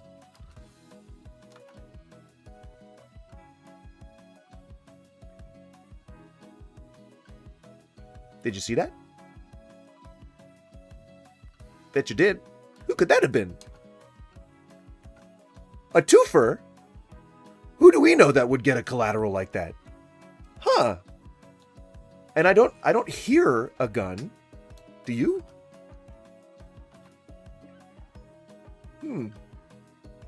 Did you hear a gun? I didn't hear a gun. Now, it's a little out of focus here,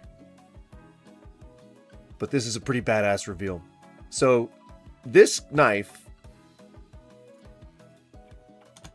goes... Oh, damn it. Hang on.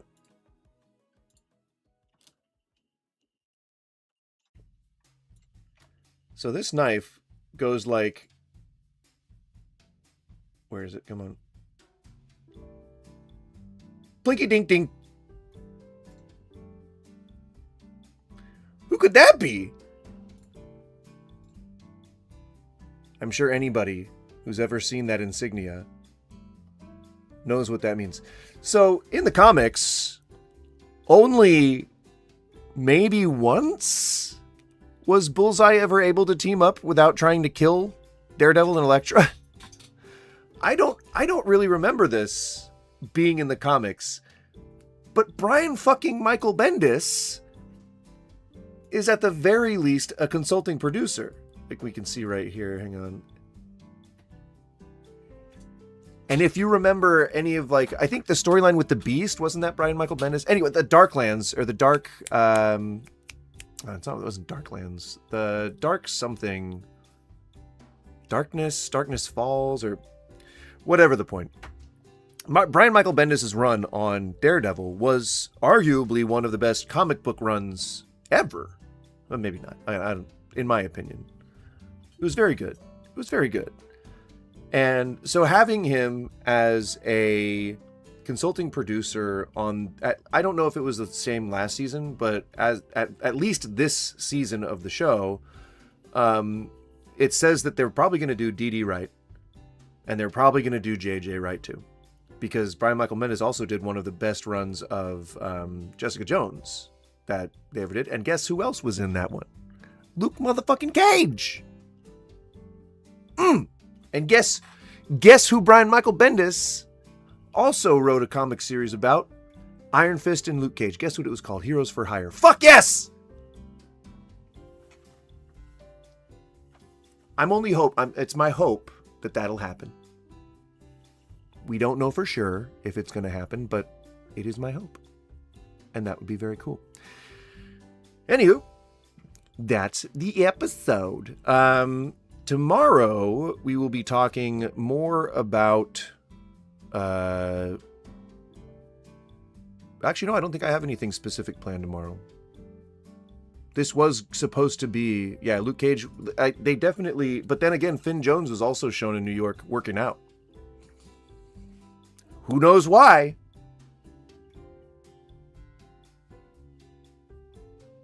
But it you know, maybe he's shaping up. I don't know.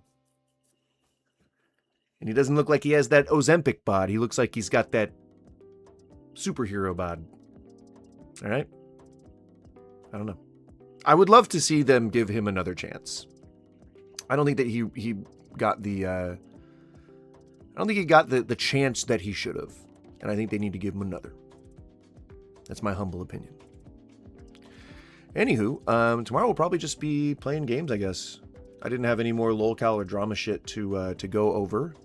I'm a bit burnt out on it. We did the last 3 days talking about that dude Duke and how fucking weird he is.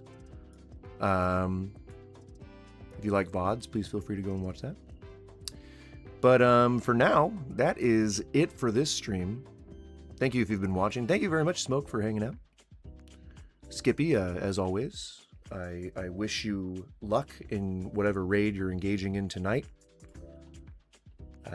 If you even really play WoW, this could just be all an elaborate troll, and maybe you've never played WoW a day in your life. You never know. Absolutely, Smoke. Have a good one, guys. Thank you so much. See you later. Bye-bye.